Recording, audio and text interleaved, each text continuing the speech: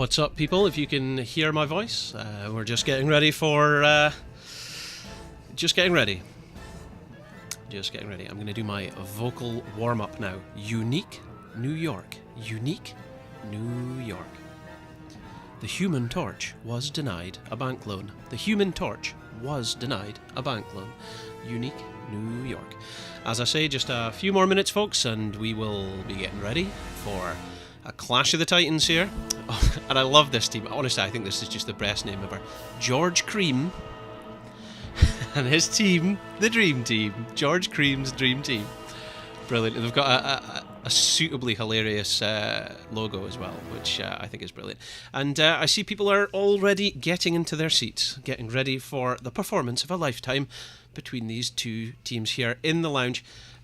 So we've got DNA Galaxy of DNA Galaxy fame, and Lunar Silver as well. Lunar Silver of the Heroes of Inclement Weather of Division 1 is, and by the way, that is an immensely exciting game coming up this Thursday. So if you guys are available, make sure that you're able to tune in on Thursday. At the moment, there is a bit of a possibility that that game may be rescheduled, but there is going to be a clash between these Division 2 leading teams, the Forever Alones. Forever Alones are a few positions down, but by no means does that mean they are an inferior team. They are going to put in the best they possibly can for us to watch, and they will be up against, as I say, Heroes of Inclement Weather. Now, it's a high-pressure situation for Heroes of Inclement Weather because, of course, if they win that game, they will go into promotion. And unlike ranked mode in Heroes of the Storm, that promotion will, in fact, put them into a higher division. Anyway, is there an ice cream interval? There will be an ice cream interval between games 1 and 2. I will, in fact, be feeding Jabroni one of the rose cream pies that we have here, a fluffy mallow-filled wafer cup dipped in chocolate-flavoured topping. So for those of you in the audience that are sitting comfortably, that would like to see Jabroni eat his cream pie, you can sit comfortable knowing that there is in fact only 108 calories per pie. So that's not bad at all. So hopefully Jabroni will be joining me shortly. I can see that he's speaking to me in the chat. Now that's not helpful. You're meant to be here in the studio, so please mosey on round and get set up. I see that we've got Mac the Kid, possibly the best Diablo tank player in EU, certainly in the amateur scene at the moment, that I've seen, and you know, he's there with his partner DNA Galaxy. So we've got a few people watching here that I'm excited to see. Yeah, that's it. Mac the Kid, aka Johnny Wallbanger Senior. That's great and all, Jabroni, but can you please stop typing messages and get round to the studio so that I can change the scene? So what I will do, seeing as the timer has got 60 minutes, I'm going to put a short video on for you. Not the cream pie, says Galaxy. That's excellent, yes. Yeah. Is it a vegan cream pie? Well, you know, let me just... Oh, God, I'm dropping everything as well. I'm just having a look at the information on the back.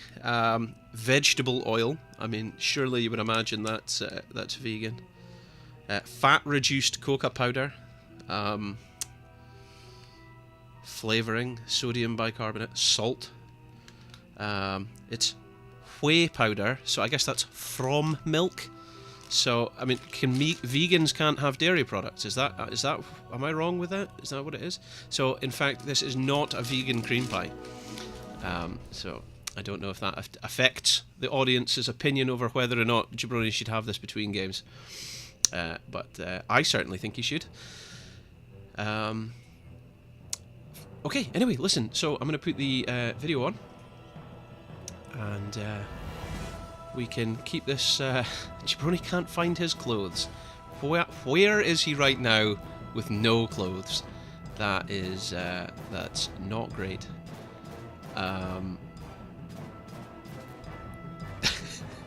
What's he doing?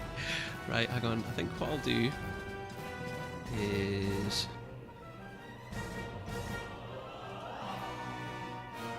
put this on. Hello, we're here with Caldor. It's me, Jabroni, and Halloween. That's me, yep. We asked some Heroes Lounge players to kind of throw out some questions for us. So yeah, we're going to jump in with a couple quick questions. Basically, it's your casting is insane when it comes to play-by-play. The kind of high energy team fights, you're calling everything with high energy, and it gets everybody hyped. Do you have like an off-screen? Now, stretch it out a bit more.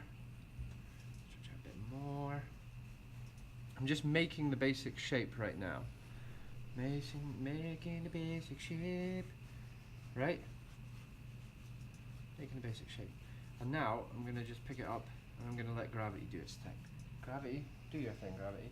Just passing it between the hands. One. See? See, it's easy. You can do this at home, folks. Can I get your arms in this shot, your biceps? Who's asking this? No, me. Oh. If you would like. Can My I get hair's a you? bit of a mess. Oh. Hey guys, this is the Naked Chef. Now get back to the pizza. It's gonna be my food. Hi, I'm Halloween here from Heroes Lounge with Jabroni. Say hello. Hello. And we've got Dreadnought here. Hello. So first of all, thanks very much for giving us some of your time here today. It's been very, very exciting watching the series and everything. So Dreadnought, I'm just going to shoot straight in, okay? The game's shown continuous development since the first World Championship when they released Cho'Gall at BlizzCon. That was before the inception of even the HCC, but since then there's been like a near constant and exciting introduction of changes, maps, heroes and reworks. Now, first of all, in your opinion, do you find this quite difficult to deal with? Because, you know, in the past I've spoken to pros who said, I don't even want to think about that hero until I'm forced to, you know. Now, personally, I love it, but obviously, you know, for some people that might be a bit of work just to learn all the interactions that are possible between maps and hero differences. What's your opinion? So if you're going to be like to stay at the top, you know, level of performing both in a commentary and in a playing perspective, absolutely, it's extremely difficult. Every change is only going to change every dynamic, because like when you nerf Uther, that doesn't just nerf Uther. It's not like, oh, Uther's a little bit less value. That takes every synergy that Uther has ever worked with and now suddenly makes it less valuable. But then you got to consider, I mean, there's so many elements that I can't even like begin, but it's just to show you that like this is, when one piece moves, the entire meta is going to shift with it, the dynamic is going to shift with it, and so anytime that's going to change, it's very difficult to be able to keep up with. I would say the pacing and some of the depth that, even though, you know, conveniently enough, though many would label heroes as kind of that kind of casual level, I would argue when you look at the fact that each hero has its own talents, right, and it's got multiple talents at every single tier, like that in itself, every character that comes out, you've just introduced 80 new variables. So then it's like, and that is, I mean, that's just one character. And so I guess what I'm trying to say is, yes, it's extremely difficult to be able to maintain that for long periods of time. Oh no, absolutely. Excellent answer. To be fair, yes. So, as expected, very difficult. Now, earlier, we saw Fnatic lose their first series yesterday. Now, it looked like they were trying to play heroes like Tyrael to counter other teams, and it lost. But then later on, they played heroes that they were more comfortable with. We saw Breeze on Diablo, we saw, you know, Mene on Lei Ming, and it was truly terrifying. I think you coined that, you said it was just terrifying. Now, do you think there are too many teams out there just trying to play too hard to some sort of meta and it's being counterproductive? This is a tough question, actually. So I think unlike majority of maybe my peers, I would say no.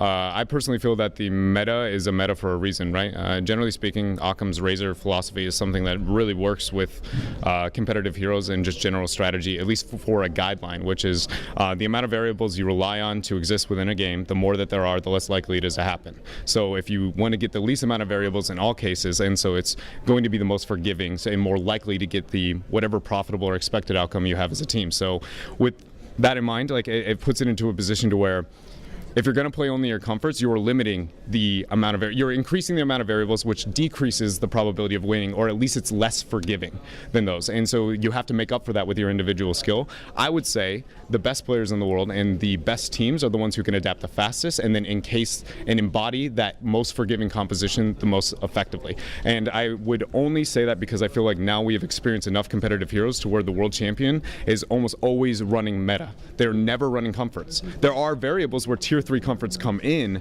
yes, but again, it's still sticking with that kind of cookie cutter, if you will, composition. So that was why I would say I think it's better to stick with it, but it doesn't mean that there isn't value, especially as a developing team, to stick to what you know.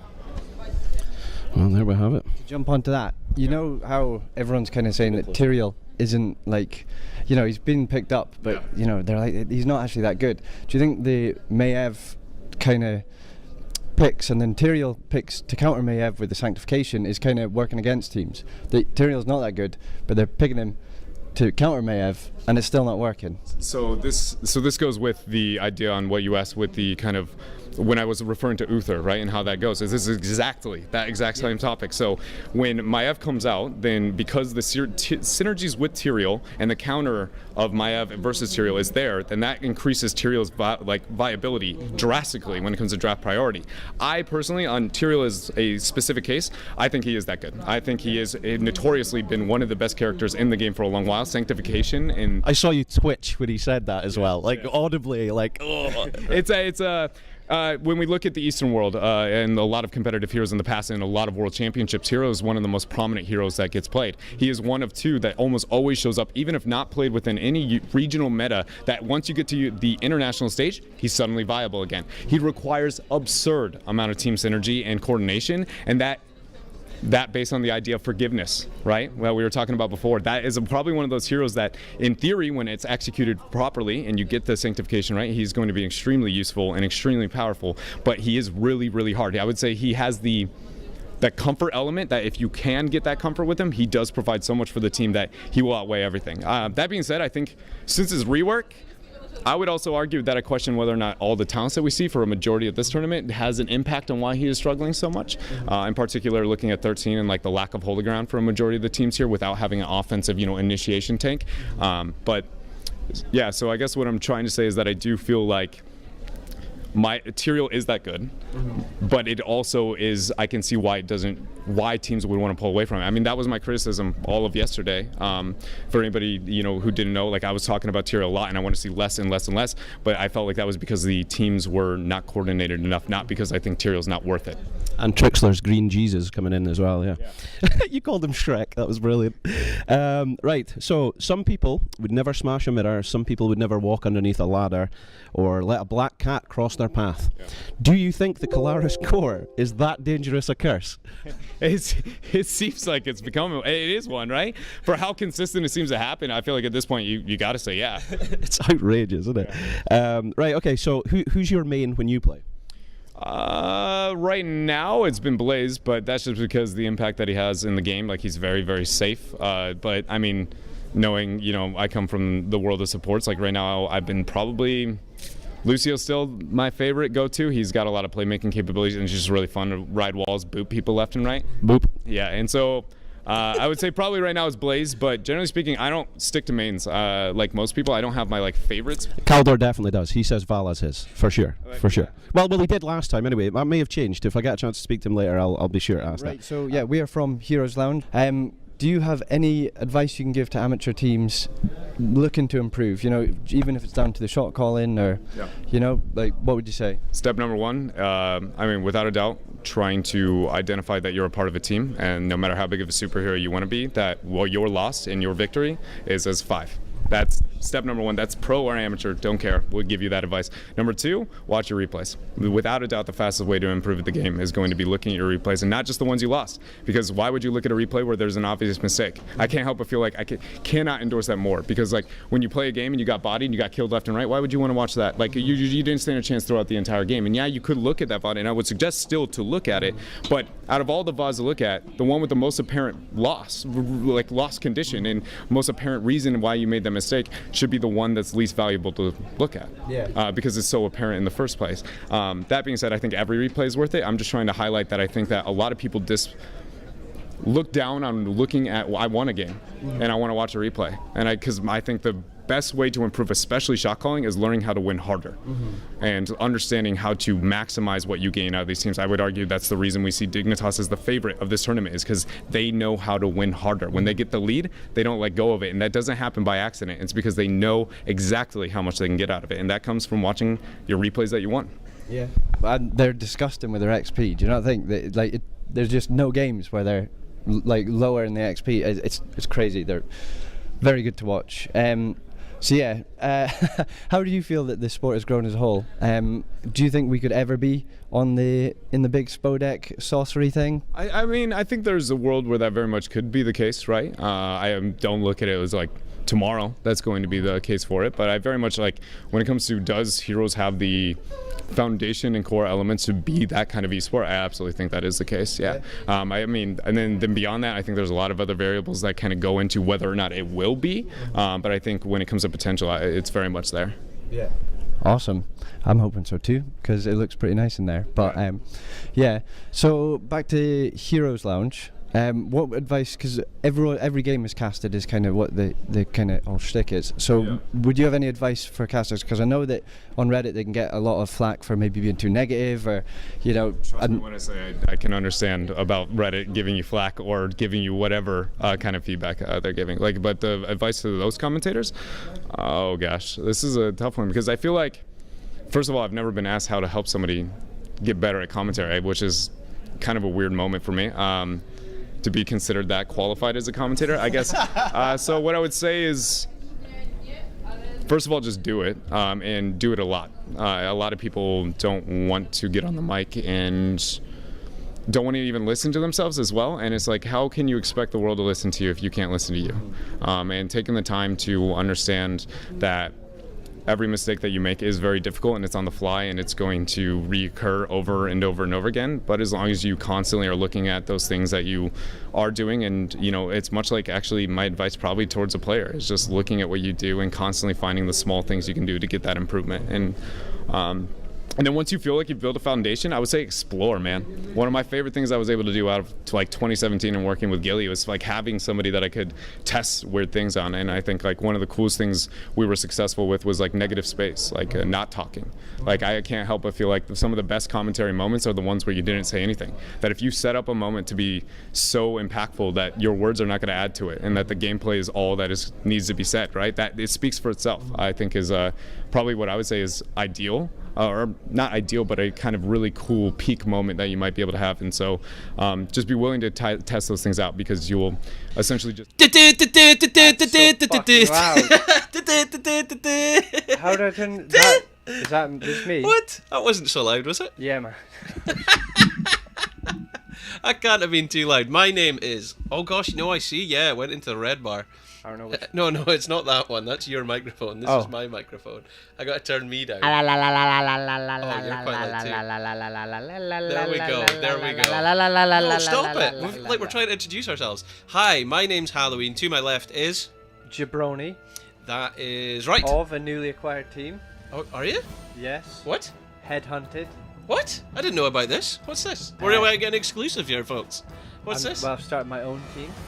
Epiphany of Inclement Affection is what we call ourselves. Alright, Sign up, so tomorrow. Okay. Well, there you go. You heard it here first, folks. So anyway, my name is Halloween. To my left is Jabroni. And of course, we are here to give you some Heroes Lounge specials. So we have got a series, a best of 3 series between 2 Division 5 teams. We have the glorious... lobby going. What? Yeah, but they don't need to know this. Yeah, no, because they're sitting there at home waiting. It's so hard to get information out for you guys, I know. But the glorious George Cream and his dream team are facing off against our Division 5 friends and favourites, Team Epiphany. But let's see who's going to come out on top. Both teams have had a fair run this season in Season 6, where there's been wins, there's been losses, there's been highs and there's been lows. But I think Epiphany, are they coming off the back of a win? That's the thing, if you're talking about a team who has the runs, it would be Epiphany. I can't hear myself now, I don't know what's going on here. Can you not hear yourself? But it might just be my headphones have broken because of the juicy in... Should this be up? Hello? Hello? See, that's weird because now I can hear myself, but we don't normally hear ourselves. Do we not? I No. thought I normally hear myself. No, I don't think so. Is our audio working right now? We're not going to know for 30 seconds, are we? Oh, that's frustrating. Hello. It works on both ways. This works on both ways. Ooh, and we got a Samson O'Meara in the chat saying, you guys look great. Have you been working out? Well, guess what we have? We've been getting sweaty and sweaty and What time is it, Jabroni? It is bicep time! Oh my gosh. And that's... Oh no, hang on, you gotta do it again. Do it again. Right, there we go. And then we go back. I forgot to transition when we did it. So I wasted the first one. Wasted the first one, but that is Oh. okay. We're still warming up. Hopefully they can hear us. Otherwise, it'll just be like, this guy's aggressively fisting in camera 2. Hang on, I'm just going to tell the team. That's funny. So, the audio is okay, right? So the audio is okay when it's like this, but hang on. Yeah, and we hear things fine. So I don't know. It's actually better like this because I'm not hearing myself. So you said I was sounding really loud a minute ago. Because you were when you were doing the da-da-da-da. But wait, so which one's my headphones? That's both our headphones. That is what I think it is. I think we can normally turn that up and we can hear. That's what it is. Hello? Go, you say something? Cheesy. No, I don't. Maybe. I have no idea. Well, everyone's hearing us okay. So... Oh, hello. Are you on or off now? What are you doing to this microphone? How did that make noise when it... Oh. Hello. There we go. Now I can hear myself. Right. So maybe it wasn't. Was your microphone not on? I don't know. You don't know. Nobody knows. But anyway, listen, we are missing the point. So we're about to go in to our first game. And what map are we going to? We're going to a thrice lane map. That's 3 lanes for the viewers at home. 3 lanes. There's an objective in this map, as with every map. So this is narrowing it down for you. It's a Diablo map, so this is narrowing it down even further. That might even remove Cursed Hollow, maybe Towers of Doom out of that equation. Well, hang on. I've got to tell the audience for their information. The maps that have been banned in this is they've banned Tomb of the Spider Queen, and that ban was done by George Cream and his dream team, the glorious George Cream's dream team. Gloriously. And Epiphany, they banned Cursed Hollow. So Raven Lord not getting a good run in it there, or the Web Weaver Queen. So there we go. So the first map, have they guessed? Did they guess? I don't think people have bet. They've not bet yet. Nobody's guessed. Nobody's guessed. 3 lane map. Objective spawned. You have to kill. I'll say it's more than 10, but less than 41 little objective things, and then somebody pushes for you. Somebody pushes. He punishes your team for not winning the objective. It is Infernal Shrine. Okay, so that's the map we're going to. Excellent. Right, so we're just waiting on the team to get themselves sorted. Well, we can have a look at that. Do you want to show the camera? No, it's okay. Why are you showing me this then? You can just have a look. What? I mean, this isn't helpful. This just isn't helpful. But the people at home might be interested. So the map has been picked, for those that are interested. You can have a look by at that. George Cream's glorious That's me. Why are you taking photos like this? How? I didn't take that photo. Why are you That's showing taken me off photos me. like this? Just to get you kind of hot and ready for it. What? If you want to see me flexing them guns to get Halloween hot and ready. We are going to Infernal Shrines, picked by George Cream's dream team. The coin flip was done, and the dream team won the coin flip. And Epiphany, statistically, by the way, for those of you that are interested in this sort of thing, haven't won a coin flip the entire season. That's 10 rounds of losses. Wow. Oh, wow. Wow. But, so we are going to Infernal. Who picked the Mac? Have you returned the piece of information out of your brain Did to you Ertu? literally just listen No, I to was me? looking at pictures of me flexing, which you should have been thinking about. Oh, right, okay. Missy is now in. Hey, guys, we hear a Missy. Is that who we were waiting on last? Yes, but, Missy's here, Rebellious here. We're waiting on Timmers to Timmers was here, though. Right, okay. I thought.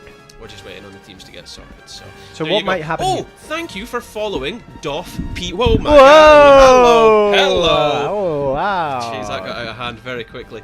Thank you for following Doff P45. That is absolutely fantastic. And thanks for following Ertuz as well. Had we been in my normal non-Heroes Lounge overlay and everything, you would have got noises and sound effects and all sorts of cool things. But we'll do it for you. Ding, ding, ding. Welcome. Thanks for following Ertuz. Ding, ding. Welcome. Thanks for following Doff P45. You guys are awesome. Say something good about them.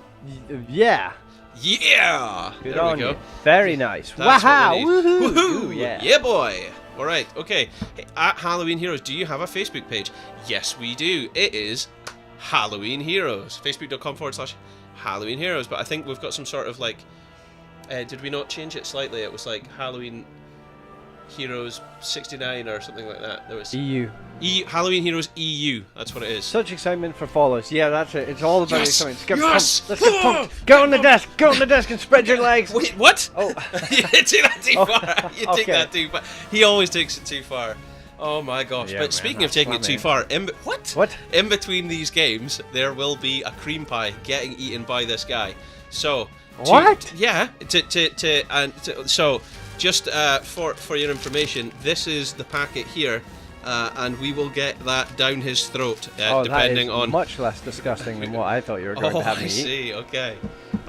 Again, by the way, thanks for watching. We aren't just waiting. There is some administration happening here with the teams, and we're just getting it sorted. So as soon as they're ready, we will get you into the draft. And when we start the draft, we'll start our competition. So thanks again for staying with us. Yeah, boy. This is This is George Cream's dream team. Yes, that's correct. Maybe this does not spell good news for Epiphany then, seeing as a cream pie is the half-time. Oh, here we go. Okay, so my name's Halloween. To my left is my co-caster Jabroni, and we will be with you here as we go into the first of a best of 3 series between George Cream, the Dream Team, and Team Epiphany. So, what do you think we're going to see here? We're on Infernal Shrines. Are we going to see... Did you... What the hell? You get it wrong every time. Womb will win thy next game. Well, I guess we could call it a womb, because... We're not on Tomb, I guess, but hey ho. Anyway, so what do you think we're going to see here? Infernal Shrines. Do you know, a long time ago, I would have said Zool. I would have liked to have seen Zool here, but since it's been a long time since they introduced unlimited ammunition. Zool's dead as Zool's the dead out of the necromancer meta. lore that follows him. He's gone. He's a Who bye-bye. I want to see. Whomst do I want to see? I want to see Diablo. By the way, I the want to points see that Diablo are on this Garrosh. channel, for our viewers at home, the points that are on this channel, I am going to put towards other things as well. So you do value your points, because I am going to start putting in more interesting rewards, giveaways and prizes and stuff. So, and if you want to be notified about that sort of thing, remember to click follow in the corner, whichever follow it is, whatever side it is. We really appreciate the support. It helps the community as a whole, but it'll help certainly me and Jabroni to produce more of this legit content for you guys here in Europe. Legitness. Okay, so we saw an Abathur ban there, eh? We did see an Abathur ban. Abathur has been banned, so Abathur will not be picked. Abathur is a global hero who can heavily pair up with another member of your team by giving them a hat and letting the split push go while you guys just roam, kill, and abuse the enemy And we team. see Blaze getting banned there. Now, Blaze, of course, being a pretty understandable ban. Gauntlet's proved himself time and time again with playing that solo laner. Professor Silence. Professor Silence has gone. Oh, well, sorry, at this stage, because it's game 1, he's a Doctor Silence. Or, well, no, he's just an amateur. He's, what is it? What do they call it? I don't know. So what? A first year kind of medical student. First year medical student. So he's an intern, medical He's an intern. Intern Stukov. Okay, so listen, there is a competition live on screen at the moment. What time is it? What time is it? What do you mean? What time is it in general? No. Oh, it is. There's a mic over here time. Bing. And then we're back here. Okay, that was move. totally wasted. We didn't move that. That's what No, I it mean. did. I moved it here. I was waiting for it to swing I in. see, I was Right. thinking- Okay, we'll try this again. Right, what time is it? Beesh! Oh my god! Right, we're not doing this. Right, so back to the draft. Back to the draft. Right, we have I messed it up so bad. we have two juicy warriors. I'll get in right close. We have two juicy warriors being picked. First picked. You have ECT and you have Tyrael. Tyrael can jump in and sanctification, but Tyrael can also judgment if you were God, I'm that so kind red. of person. So red-faced. There is ECT who either can split push and go a global stage dive at level 10, or he can just CC I need you a out drink. of your mind. I need a drink. Hang on. Fill the space. You fill the space. Tell us what you're drinking. I'm drinking natural energy. Something juice. Right, very juicy, very juicy. So now all we're doing is waiting for the draft to proceed. Hang on, I'll come back here. Right, here we go. Right. For those of you at home, you have 8 minutes to enter our competition. What do you do to enter the competition? If you think George Cream's dream team are going to win, you type !bet space A space. No, they need to know. They need to know. You type !bet space A space the amount of points you'd like to enter. You can only bet once per match, so make sure your bet is final. If you think a team Epiphany are going to win, type !bet space B space the amount of points you'd like to win. To enter, sorry. And if you don't know how many points you've got, type !points and you'll receive a message. As Mr. Samara Weera Sam 86 says in the chat, it is Chico time. It's Chico time. So we see the Zarya picked up and the Tychus. Zarya, they found a great value with last week when we were casting their games. Sure. Tychus also just juicy all around on this map with push and split. And I'm pretty sure last week he got he was changed slightly in the patch. I think he might have got who was changed? Buff. Tychus. I think he got a slight buff to maybe No, it was Q maybe? I can't remember. I didn't properly read them. Okay. I'll need to go back. But it's so hard to try and find the patch notes afterwards. It's very hard to keep up with the patches. You get a thing called a patch bot for many Discord channels at the moment. And I think that's something I'm going to introduce to our Halloween Heroes Discord. Which is something, by the way, that I need to share a link for in our Twitch page here. Well, so speaking about patches, Greymane has been banned.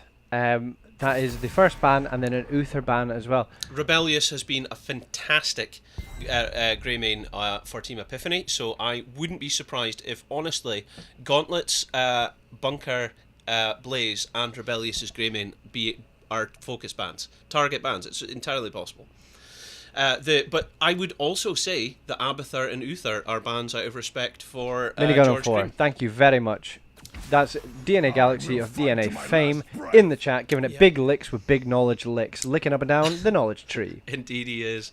DNA Galaxy is a great guy for knowledge. By the way, did you see he was made a bit famous today on the internet when he was shared in a HOTS compilation, a WTF moments video, if you were, on YouTube, where a fire alarm went off. Me and him were playing with Celestina and a few other people from the lounge. We were doing a Team League special, and we went through like 11 games, and in one of them, his fire alarm went off where he stays, and there was a mass evacuation. So as he's standing trying to back away from his computer, he just kept playing, and he got, like, as he's walking away, he managed to get 2 like immediate kills when he had, it looked like about 5% hit points. So it's a cool clip to go back and watch. I'll try and find the video later. Find the link. I'll find Galaxy, if you can put it in the chat or something, feel free. Is he allowed to? But right, back to the draft. Rhaegar picked up. Lunara picked up. Lunara hasn't had her changes yet that we saw on the juicy. Those Lunara changes look fun, and I am actually behind Blizzard doing these sort of things. What, changing heroes? Yeah. I'm behind them too, but I just wish I would rather have seen them change Muradin or something to get him back in, or a Nubrak to get him back in, rather than Diablo, who is it every time. Wow! I haven't seen this out of Epiphany. This is new for them. I think we're going to see Timmers on Zul'jin. We're going to see Rebellious on Tychus. Gauntlet on the Pudsey on the Stukov, Gauntlet on the Zarya who he played last week, and a solo tank Arthas, with a Rhaegar and a Lunara. And a double tank Tyrael. You'll have to forgive us, George Cream, because we don't know your dream team. But this is going to be very entertaining for us to see, because we're unfamiliar with your play style or your team synergy and composition. But we've got 1 pick left. For those of you at home, you have 4 minutes 30 seconds by the time you see this video to enter the competition. Those points will make prizes. I think what I'm going to do is advertise the giveaway, and I'm going to enter as well. And how do I enter? I type !bet space B space, and then however many points I'd like to put in. Whoa! There we go. Mr. Baller. He has been farming the points on his own lane. And a Gul'dan. It's Dark crazy. Nexus. Yeah, Gul'dan made it all the way through this. Gul'dan has clear. Gul'dan has push. Gul'dan has poke. And Gul'dan has the best level 10 in the game. He has... Reign of Destruction. How did you forget? What time is it? It is not that time. Is it not that Get time? away from me. Okay. Get away from me, you dirty... Okay. You're trying to whore me out here. Well, do you know what I'm going to do whilst I have a moment? Whore yourself out? No. Whoring yourself? I'm going to, in just 1 second, I'm going to put it back here and open this. Oh, that's a like big the sound of clickety cloop. This You is can't Monster actually see Energy it Ultra because Sunrise. you couldn't see it because the banner was in the way. Okay, so my name's Halloween. To my left is... Jabroni. And if you're just tuning in, we are in a best of 3 series between George Cream and his dream team against Team Epiphany. Me. Okay, you're being weird. Anyway, so I was still introducing myself. Oh, I see, horrible right, man. okay. Horrible Okay. man. Well, we just lost 2 viewers for that. Well, no, this was 30 seconds ago. Oh, so of it's your course, fault, yeah, actually. yeah. No, well, I suppose it is. Your Yeah. horrid advertising. They were both big fans of Red Bull, obviously. Is that what it was? And Is that what it just was? like, Yeah, yeah. this guy. Him and his. Kevin Hashiv? Him and his Hashiv. Kibera Hashiv Hain. All right, we're going into the game. Here we go. So on the left is George Cream's dream team. Jabroni, would you like to introduce them? Yes, it is George's on the left. So that is Lee Ham playing the Rhaegar, Matabi on the Lunara, Jory, the MVP, Gul'dan, Conan on the Tyrael, and Xiao Puff on ECT. And on the right we have our old favourites that we've been casting this season of Epiphany. So we've got Rebellious on Tychus, which is the wrong way around for what I guessed. Timmers on Zul'jin. We've got Gauntlet in Zarya. Pudsey playing, at this point, intern medical student Stukov. And in the top lane we have Missy X solo laning with Arthas. She's normally been playing main tank for them. Pudsey has been on Pleb Horse, I think, every game we've casted. Every game. He's never changed it. It must be his fashion style. So let's get a look at those level 1 talents. Well, I think Zarya might have gone to level 1. Yep, okay, so she'll just sit poking away at ETC while he was in the bush. So she is now on 6 stacks. Very happy. Zul'jin going for the low health, high chunkies, it looks like. So that's Demolitions Expert. We've seen a lot of that this season, haven't we? And we're going the Q build on the Gul'dan, not echoed Kurapi Shion. So, Epiphany got early experience there, but I don't think they're going to be able to maintain it. Well, we will have to wait and see. I mean, Tychus is quite a good little pusher with his Q. See? And you've got Timmers and that. Well, they're holding all 3 lanes. You see, I think George Cream are taking a different strategy than the 1 at top and 4-man rotation strategy that Epiphany's taking. I do, yeah, actually, now that you mentioned that, you doing a 4-man rotation with a Rhaegar, a Lunara, and a Gul'dan might have been like proper OP. But I mean, look at this: Rhaegar, 200 IQ plays, slowing the roto down. They miss nearly a full wave. I think they only got the last 3 minions of XP there. 100 billion IQ plays from the Rhaegar Targaryen. Let's see more of that, please, Rhaegar. Yep. Reham 93. Well. So because of that, they've now adjusted their strategy, and Rebellious is now staying bottom against the Gul'dan. But he can't compete against that. I think Jory MVP will have the advantage. But it doesn't matter. There's no cannonballs. There's no ammo anymore. So you just queue it, you clear it, and you take your time to clear it. Okay, so now we're seeing the first break of the stalemate. Timmers is going to take the siege camp here. Gauntlet needs to just stay where he is and not give the game away. But if George Cream's dream team do the invade, they'll likely win. So. Ooh, Cream Pie top with a near gank on Arthas, but he is a chunky boy. He is missing his mana. Mandem don't need mana. That's what she's saying to herself right now. Mandem don't need mana because she just backed right out and got away with full health. So camp's been taken, and they are now apparently giving up on the rotate. Oh no, they're leaving 2.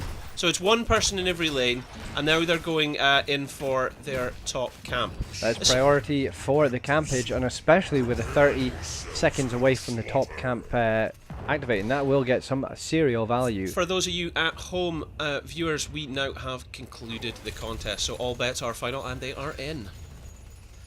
Good luck to all of those involved, as always, and as always, we are away to get a scrap going.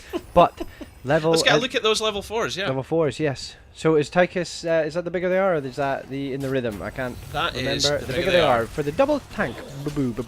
I like in the rhythm. It is very good. But the silence, let's go down. It's hitting 3 people. Missy is just wailing on people, but there is some damage coming out on her. Jory is on the Maasai flank with a Q. Matabi tried to get that good flank, but I mean it was pushed back by Epiphany. So both teams in the zone, both teams equal on Guardian takedowns, but it looks like Epiphany are being pushed out. They are, and Gauntlet is taking a lot of damage from the Gul'dan E, but they're keeping up with the thingies. Rebellious actually is too low to be here, I think. The heal has come out from Pudsey, so that is going to be a lot of their sustain for the next 15 seconds. So, I mean, they're still relatively close. The longer this goes, what you say? How do I turn this down on my that ear? one. This one? Mm-hmm. Is that better for you? Yeah, that's fine. So, okay, Epiphany are going back in. They are going to try and push their opponents out, and they've succeeded at this point. But remember, 36. Jory MVP can just do a fell wave and then win this objective. Oh, that is Pudgy running, falling the lowest, and he dies first. First to blood. Lunara's poison, but Tyrael does die as a counter kill. Is Timmer going to make it out? Is Timmer's going to make it? Oh, what a shield from the boy Gauntlet to save Timmer's, making him a runny Zul'jin, and he will get some heal up. Arthas died to Lunara, could not get the shield on that. Gauntlet's still going dangerously low here to the Frozen Punisher. So, I mean, I think the ideal situation is that if Xia, Poof, and the Frozen Punisher can get that bottom 4, I think that would be the ideal situation, because that's probably about the maximum value you could get.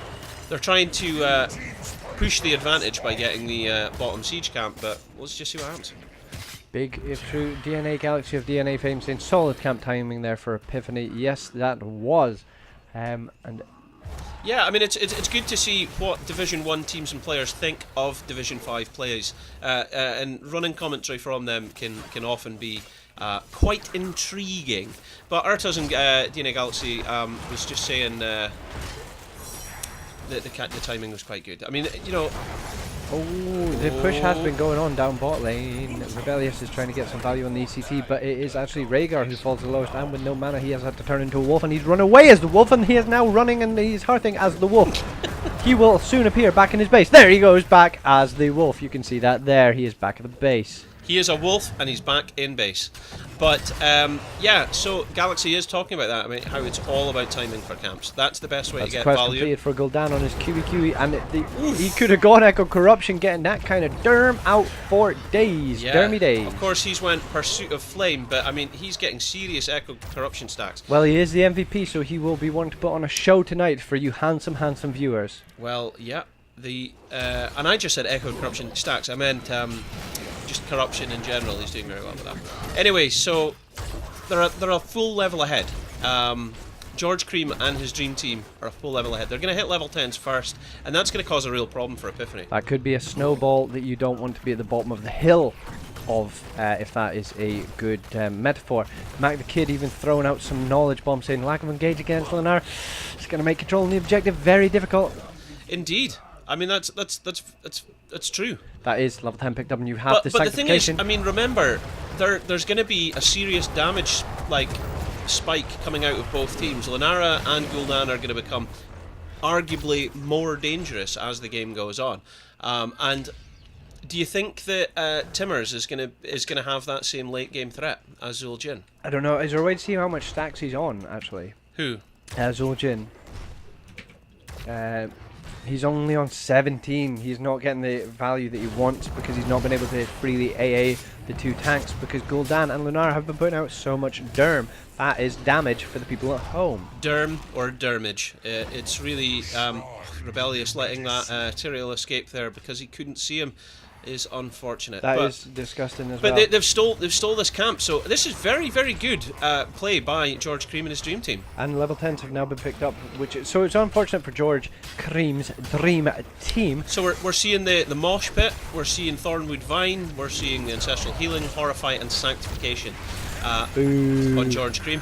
Horrify. What we're seeing is the Guillotine from Timmers. Well, I think what he's wanting to do is he's just wanting to drop low, and he's wanting to throw something out. Army of the Dead, Commandeer Odin. We've got the Expulsion Zone. Is that the Expulsion Zone? Sorry. Yeah, that's no, that's the Surge, Gravitation Surge. Sorry. And the Flailing Swipe. There it's out, and it hits two people. That is Rhaegar inside, and the silence is coming down as well. And Shia LaPouf is actually getting a Moshov and hitting two people. Yeah, but he's falling very low himself, and the Odin from Rebellious manages to confirm the kill. Comes out. Missy's trying to chase Mataby. The Flailing Swipe pushing her out of position, but Missy X is on the chase. She's wanting a kill here. Huge damage coming out from the Gul'dan, but the silence is down, so Tyrael can't use any of his spells. But Missy is actually falling so low. She's 200 health. She is falling lower and lower and lower and lower. She will die if she does not get healed, but she does get the heal. I think that was a self-cast heal there, so we're waiting for Pudsey to still spread his. There we go. So, I mean, that is a lot of people... but the show's not over yet, folks. Jory MVP's wanting to push them back in, and they're winning the shrine because they have this cute build Gul'dan. He's very dangerous. I mean, the fell wave is going to prove lethal in these objectives. And as DNA Galaxy mentioned earlier, or perhaps it was Urtas, because Matabee is free to just hippitus jump around the map there. Matabee's just poking and poking and poking away, and that damage is coming through, and it's proving super effective. Because they're not able to deal with Lunara quick enough, I think it's just giving them way too much value. Back to you in the studio. Back to me in the studio, yeah. It's fortunately they managed to get the kills on the ECT and on the Rhaegar with Sanctification still up, but it was just the death timers are too low that the team managed to come back, and they're now pushing them a half health Arcane Punisher against the wall of a keep, and they're knocking and they're knocking and they're knocking. But look at this, there's an invade going on here from the Dream Team. I think the Dream Team are just they're not wanting to give anything away. They've got the talent advantage, so they could fight, but there's no need. They just push each lane. Push, push, push, to push, to push. And that's level 13's obviously picked up there as well. We've now got the very dangerous Giant Killer. This is the thing that I was worried about, you see, because Epiphany are going to have real problems with that. They're struggling to deal with Matabee at the best of times, and now that he's got Giant Killer, I mean, that's going to be bad news bears. I mean, Arthas isn't the quickest hero in Oh, here we go. We've got an game. invade up on the keep in top lane. That is a double root coming out, but they're not tanking the tower shots because of the camp and the shaman and the man and the everything. Timmers has it, dropped his health low. He is chasing and chasing and chasing, but they're not dying. This is but this is their chance because Lunara's not with them. Lunara isn't with them, but Lunara has seen that and seen that 5 people, are showing on the map. So she's just buttering up the bot lane, ready for the next objective. And it's buttered. It's Lunara's buttered on staying both here sides. so long that I'm loving it. I'm loving it large. Loving it, loving it, loving it. You're loving it like that. Big, if true, bit from the Sam Samawira saying Cassin's on point, by the way. Was there any doubt? No, was there there wasn't. any doubt? No, there was no doubt. There was no doubt. Camp getting picked But up there. thank you for the complimentation. Compliments received and agreed on. Indeed. If you would like to click follow in the corner, Sam Samawira, we would really appreciate it. It would help us deeply. Click follow on the corner. Should we have a quick look at the... Let's have a look at that. Okay. Level 16's just coming up. Yeah. That's going to put them a whole talent tier behind. 3-man silence to try and stop this push. This is a push, and more push. And that's what you can do when there's an Arthas who can't really engage on you. But... Oh, Arthas has dropped armory really early. She's gone in. And the expulsion zone's in! The gravitation surge is in. It hits ECD. Beings out of there. And now Sanctification is down and it's Pudsey falling the lowest of the low because nobody else is dying. And Pudsey is going to die. And that is dead Pudsey. Timmers is trying to find an opening. He's hitting Matabee as best as he can, but Matabee's backing off. He knows better than to step too far forward against Timmers. And Matabee knows that is a trade that she can happily take by poke. Well, that's the thing. If Matabee oversteps her boundaries, Timmers' speed at which he will kill her, it will prove hyper effective. It's just that he's not getting that opening because she knows to get out of the way. Anyway, that's level 16's picked up. Oh, the guillotine has come out and it chugs too, but not enough to kill the Tyrael. Tyrael is just chilling in the back line, trying to get some health back up. Shia is now rooted by Missy, and she gets a good hit in there with the Frostmourne, but it's not enough. But the root's coming out, and Lunara and look at this Matabee. Gul'dan are throwing the damage like onto where the root is, and it just damaged Missy beyond belief that you can't really chase. I mean, that, I just cannot stress enough how well Matabee's playing here. I mean, look at this. Who would have thought Lunara the specialist would be a split pusher, you know? Not as much as this, anyway. Bold positioning from the Lunara, because when you couldn't see them on lane, they could have come up top and... Well, that's it. That's what I mean. A split push specialist That's Lunara. Holy Ground out, and Tyrael is actually stuck in between everybody else. Army of the Dead out again. Missy is chasing. She wants on the Gul'dan, but she turns on to the silenced Rhaegar. The gravitation surge comes out. Everyone's focusing Rhaegar and the Tyrael, but the Fear is actually out, and that's Missy X from the lowest of the low again. The mosh in 2 people. The flailing swipe coming out of the back of the mosh pit to try and save this team, but just not enough. Timmer's very low at this point. He could turn and deal some damage. Matabee with the start stepping of the ages. That is a body block city by the Holy Ground, and Rebellious cannot leave, and they friggin' the Commandeer Odin, and he dies as Oh! Timmers gets licked by the end of a Thornwood Vine, and it just kills him. And look at that mosh pit. It's not often you see a mosh pit actually kill somebody, but it happened there. John Cena free to take this keep now. I think the team might just be best walking past it, but Missy X will be alive in 0 seconds. I don't think that they should walk past it because they would be hitting on an invulnerable core because that is the first thingy. But now they can hit back. Do they have sanctification? They do not have sanctification, but I think they're just going to burn it down with the Gul'dan putting out the derm. It's 80% now. It's Missy X has 30% gone in. now. She is trying to soak some of the aggro from the players, but she has fallen too low, and Tyrael is trying to stop that. And that's it. GG. GG. Do you know what? What? I hate to be that guy. Alright, you be that Hate guy. to be a Debbie Downer. You be that Debbie And I know Downer. some people might disagree with me for coming out and saying this, and maybe it's something that Okay. I shouldn't say as a caster. Oh, well, careful then. But I'm going to have to say it. Jory MVP, I don't think was MVP of that game. I think it was Lenara. Lenara, I big think time. I just had to say it. I had to say it. Do you know, I would Sorry. agree with that. Lenara had, of course, 6 takedowns herself with 0 deaths. There was only 3 deaths on the side of George Cream and his dream team, and it was Rhaegar, ECT, and Tyrael. So Lenara and Gul'dan didn't die, but Gul'dan also didn't get any takedowns himself. So, yeah, MVP goes to Lenara for sure. Okay, can you fill some negative space for me for just 1 second whilst I fix something? I will. I'll assign the George Cream's dream team the winner of the bet. So congratulations, ladies, gents, everybody who won.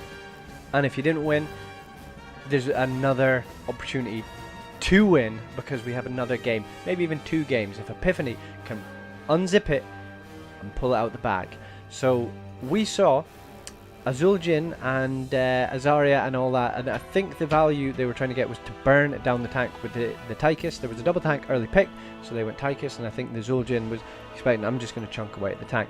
But the shields from Tyrael and the Maasai health pools mixed with a Lunara and a Gul'dan who are throwing out poison damage upon poison damage was just too much, because not only were they winning the team fights, they were also winning the shrines pretty hard, if you know what I mean. Hot damn, as Urtaz says there. Hot damn indeed. So hopefully some people have won a shed load of points, a garden shed. And those points can be used, of course, to claim a Lily Explorer combo. If you just type !enter into the chat, space, then with the amount of tickets you'd want to buy, and I think tickets cost 10 points. So if you type !enter space 5, it would cost you 15 points. And if you get 1 million tickets, Halloween will give you an oily massage. I think there's what? I think there's a limit to how many tickets you can buy. I think I set that. But if you want an oily massage, or if indeed you want anything strange like that as a giveaway, please let us know and we'll look into it. One of them that we are potentially offering is Jabroni giving away a sweaty t-shirt after a workout. Oh, a sweaty vest would have to be, obviously, because just the sweat dripping off the brow down into the, what's a clavicle? Not sure. Not sure. What I'm doing is I just noticed there that we were still using the bugged user interface, which I have now just fixed. So there we go, people. There Clavicle is a collarbone or the long bone that serves as a strut between the shoulder blades and the sternum or breastbone. For more medical facts, click follow on this Twitch stream. Do you want another medical fact? Oh, wait a minute. George Cream won the first game. Therefore, you have to eat the cream pie. Okay, He's got it. We promised this would happen. Right, so let's go to this camera How angle. old are these? You got there. I just had one earlier, so it's okay. So we'll go to this close-up camera so we can see it nice and close here. Oh yeah, This these is look the cream friggin' pie nice. that Jabroni promised to eat. What kind of? I didn't promise to eat. You promised it. Not gay, but $20 is $20. And sucking a cream pie out of a brown. This is the dedication Not gay we go either, to okay. as esports casters for you here in the lounge. We will supply cream pies to be eaten live on camera. Is your tongue getting right in there? Oh my god! What? Oh. Cream pie. Was that a starfish on top? The chocolate thing?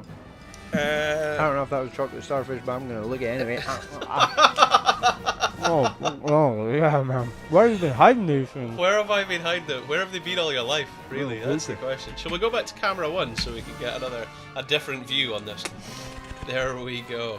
Jesus. So, They are really good. so whilst you're finishing that off, I will just let the audience know what's happening. So off the back of that, the choice of first pick or first map goes to Team Epiphany, and they have chosen to opt for first pick in the draft. Excuse me, hold on. Now, that left the map pick to go back to George Cream and his dream team, and what's happened is the map has went to Dragonshire. That's where we're going. I've just got a mouthful of cream pie, man. Real good. Do you want me to spit it into your mouth? What? No. You want to Clerks? No? Clerks. Yeah, which one? One or two? One. Clerks 1 was, of Snowball and course, Brah. that was the black and white movie. I think it was probably one of the oldest black and white movies there was. It was made by Matt Smith, the director. It was the first film to feature Jay and Silent Bob. And the catchphrase of the movie is, "I wasn't even supposed to be here today." And Berserker featured in it, or was Berserker in Clerks 2? Oh, that was huge. But anyway, it was a black and white movie because Matt Smith couldn't afford coloured film at the time. I'm gonna wash this down with my Magnum drink. And the first, here's another fun From fact on Monster Dog. that topic, was that the Dogma was the first film that Matt Smith wrote. Why am I saying Kevin Matt Smith. Smith? It's Kevin Smith.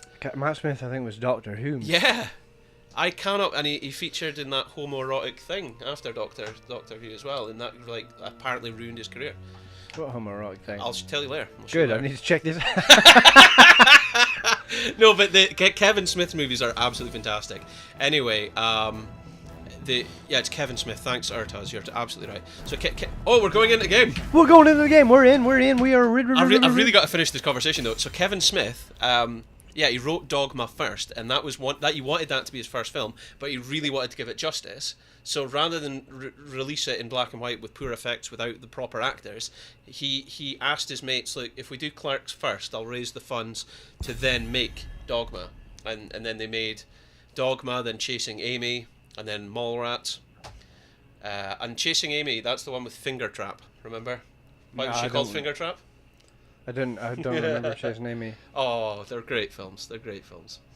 Anyway, so for those of you that care about esports, we are now in Game 2 of a best-of-3 series between George Cream and his dream team against Team Epiphany. Of course, George Cream and their dream team are in the lead 1-0. So we're about to launch a competition, and when it appears live on screen, you are free to place your bets. To place a bet on George Cream's team, you type !bet space A space the amount of points you'd like to bet. However, if you think Team Epiphany have got it in them to bring out a draw and force us into a third game, you type !bet space B space the amount of points you'd like to bet. If you don't know how many points you've got, or you want to see where you are in the leaderboard for this Twitch channel, type !points, and that'll give you an idea.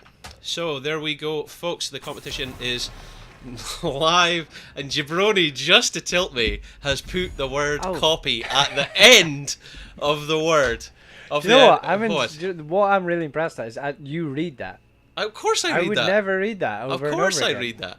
I don't even read it, and I'm setting them up. It's disappeared. All right, it should be there, but it's gone. I don't know why it's gone. It's still going here. Yeah, listen, it's disappeared off screen, so if somebody wants to place a bet, place bets now. So, Tracer banned, strangely, well, not strangely. It's not strange at all. It's just Tracer has been banned.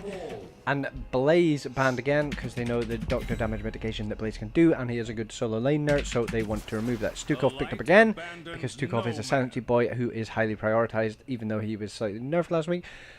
Uther this time, first pick Uther. So both teams prioritising their healers here. Now Stukov normally does give fantastic value to Epiphany, so I don't doubt that. Oh, so Liam 93, instead of who played the Rhaegar last game, said not this time, and then is that a happy Uther? I don't know the emote, because maybe it was a target ban.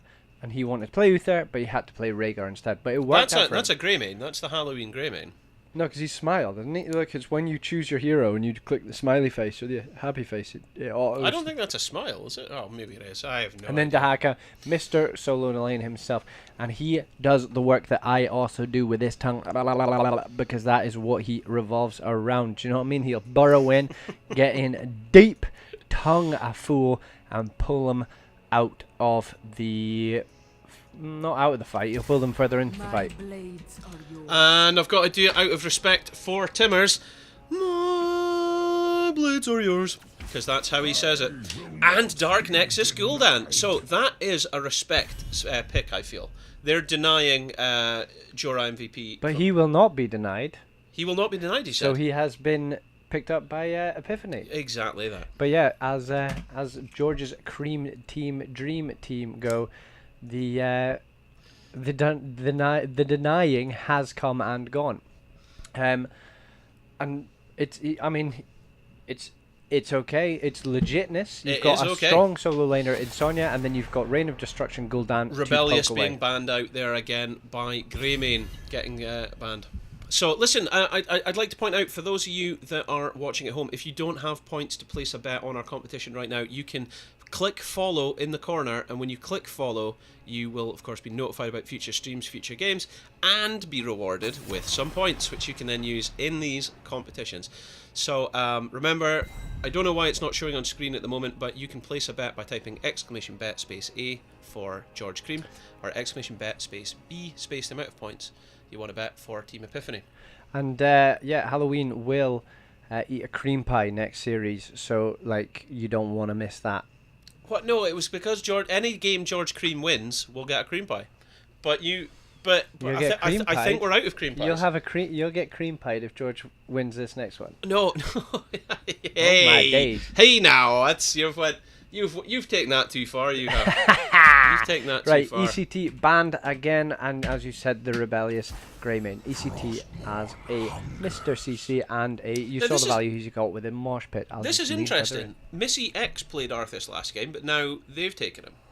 They have, and that again so is a solo tank Arthas. I know that he's a warrior in the Haka, but he's solo tank. This Arthas. is huge. Matabee got excellent value and was our MVP of the game last game. So if Matabee's now been allowed Lunara, they're going to have to counter that. So what do you think we're going to see here? A blind? They need to get on him, but you know Uther's going to have D-shield, so you jump in there to confirm a kill. You might not get said kill. Difficult to see, difficult to tell, difficult to know. All you could do is drop Reign of Destruction on the Uther and the Lunara, killing them both instantaneously, and then just go about your business, go around the map. I mean, it all comes down to what Epiphany are going to pick here. I think this is going to largely depict what is going to happen. Lunara is literally the dream pick. That's what DNA Galaxy's saying there. But Preemy Boy says, "Did I just get a hello?" Pissing myself laughing. Okay, well, Preemy Boy, welcome to the stream. If you want to click follow in the corner, we would give you a big shout out. Everybody gets a shout out. Okay. Lunar Silver is loving the chat right now. That is excellent. Too far away, I can't read this, but. So yeah, well, hang on. What I'll do is I'll put the chat up there for you, Jabroni. Right, there you go. Now, what's happening in the draft? We have got Garrosh picked. Garrosh is the throwy boy of the throw, and is he picked for these? I think he's more picked for these boys. The big fist. The big fist in. Let's not do that again. Right, so Garrosh and Junkrat, Mr. Pokey Poke himself. He will poke it in your mouth, he'll poke it in your eye, and he will poke it anywhere you don't want it. Junkrat is going to give them... So, some people wait for the end of the draft to bet. The bets are open. The bets are live right now, by the way, people. For some reason, it's disappeared off screen. We don't know why, but the bets are live right now. Yeah, and the Garrosh who will be looking to throw somebody and kill them. And the Kelthry. That is huge.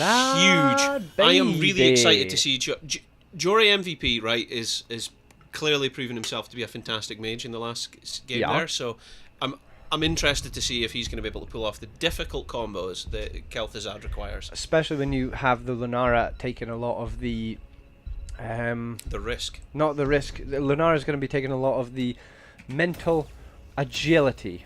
They're going to be looking at Lunara because Lunara was putting out so much damage last game. Lunara is a damage dealer, and when they take their eyes off the bar, Kel'Thuzad's going to strike, and he will hopefully be. You know what? He maybe even saw this stream and saw that Lunara got the MVP last game, And it's like, I want to play my KTZ, and I want to show you how it's done. I want to get my Jora. Well, the Jori. only other thing I would say here is this is a 3-lane map that requires you to split push quite dramatically, and that Dahaka gives them that opportunity, but Lunara and Kel'Thuzad don't, because if they're ever split up without a serious front line, they're vulnerable. They're very vulnerable. Indeed, they must. And Sonya can jump. Junkrat, if he takes the crazy ultimate that gives him a mental rocket, can basically be anywhere on the map. I don't think he'll be doing that. He's not going to do it though, is he? The rocket ride. I'm not sure. I think Dahaka in this composition might be the deciding factor. So we'll just see what happens there. Anyway, what were you laughing at there? Oh, Preemie Boy just followed, so let's give him a shout out. Preemie Boy. Preemie boy. We're trying to get on add the desk. emphasis. Get on the desk. Get on the desk and spread your legs. No, I'm not doing that again. Right, we're trying to add emphasis because I'm on the wrong camera again. Hang on, we're trying to add emphasis because we're using the Heroes Lounge layout at the moment, which of course means there isn't the kind of banner notifications and things appearing that you would normally get with a follow. So what noise would you normally have for a follow? Well, if it's my normal Twitch stream, the things appear in the corner. But what would the soundbite be? It goes work, which is a peon from Warcraft 3. A peon? That's his name. So why didn't you do that? Okay, work. Preemie Boy is now following. There. Preemie Boy. The premium boy. Free my boy is another way of putting it. But anyway, listen, people, we are about to go into Game 2 of a Best of 3 series between Team George Cream and his dream team and Team Epiphany. So, for George Cream, we have Jori MVP playing Kel'Thuzad, where the dark void consumes. We have Liam93 playing... we've got a Garrosh dropping out there, so we'll finish our introductions in the meantime. We have Liam 93 playing our Uther there. We have Shia Poof playing the Dahaka. We have Matabi again on Lunara and Conan playing the Arthas. On the right hand side, would you like to introduce our Epiphany? I shall and I will. We have Timmers playing the Junker Rat. Pudsey again on the Stukov Pleb horse in it. Rebellious repping the Dark Nexus. Gul'dan on the Serpent. Missy Gauntlet on the Sonya. And Missy X on the Garrosh. Tried, tested, true and through Garrosh. She is absolutely a good Garrosh, proven away. I love that skin, by the way. That Mad Max value is really good. Have you seen the new Luchador one? Yeah. That looks sick as a dick. I'm just asking the teams if they are ready, and then we'll do a countdown. And I'm excited about these Luchador skins. But have you seen that there's so many of them are legendary? They're like the Garrosh one is legendary. The Lunara one's legendary. The Sonya one's legendary. The Chihuahuas, and I wanted all 3 Chihuahuas because we have Chihuahua. Oh, those Chihuahuas one looks amazing, by the way. Yeah. And so I wanted that, but to make it even more difficult, because you can be like, well, I'm prepping all my heroes in quick match. I'm playing the ones I wouldn't normally play, so they're just a sliver of XP away from getting me a loot crate when the Nexus event starts.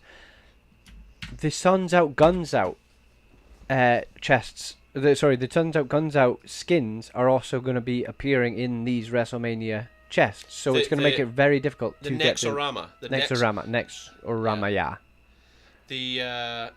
Okay. So Missy X is having a complete disconnect. So we did. Yeah. I got a Windows update today. Minging. Well, no, I didn't, but Danielle did. But it's just a gross thing. Windows 10.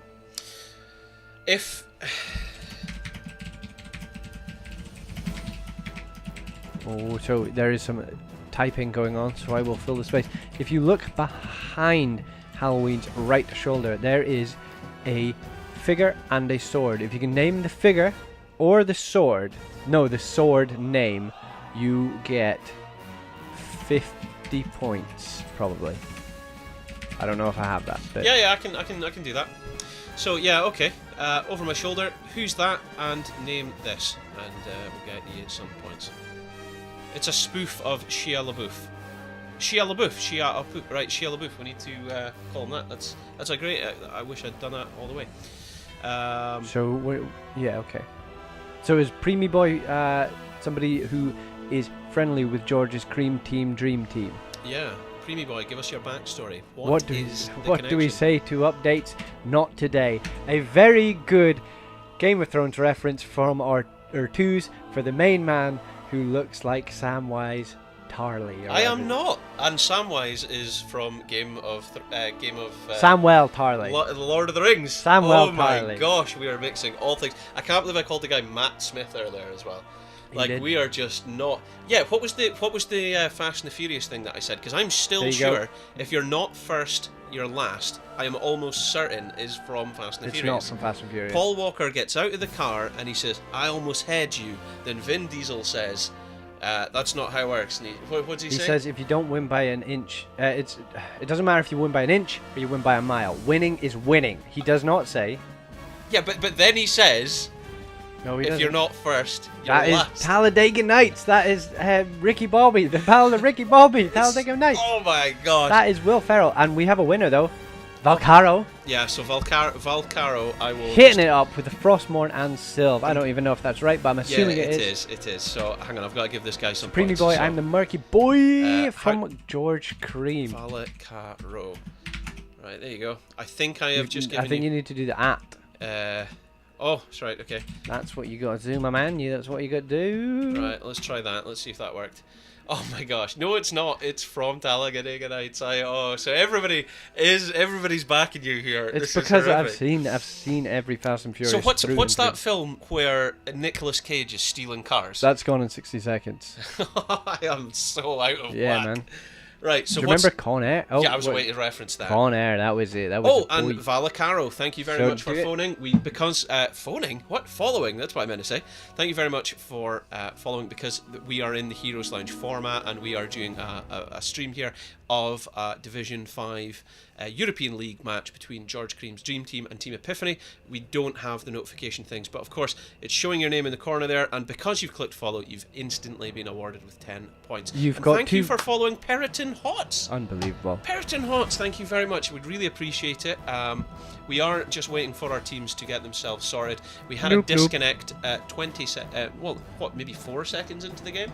Nope. Is that what you... Oh no, it's work. It's Work. It's not noob. Why would it be noob? Nope. Work. So you meant to do that twice for the both of the followers. Work.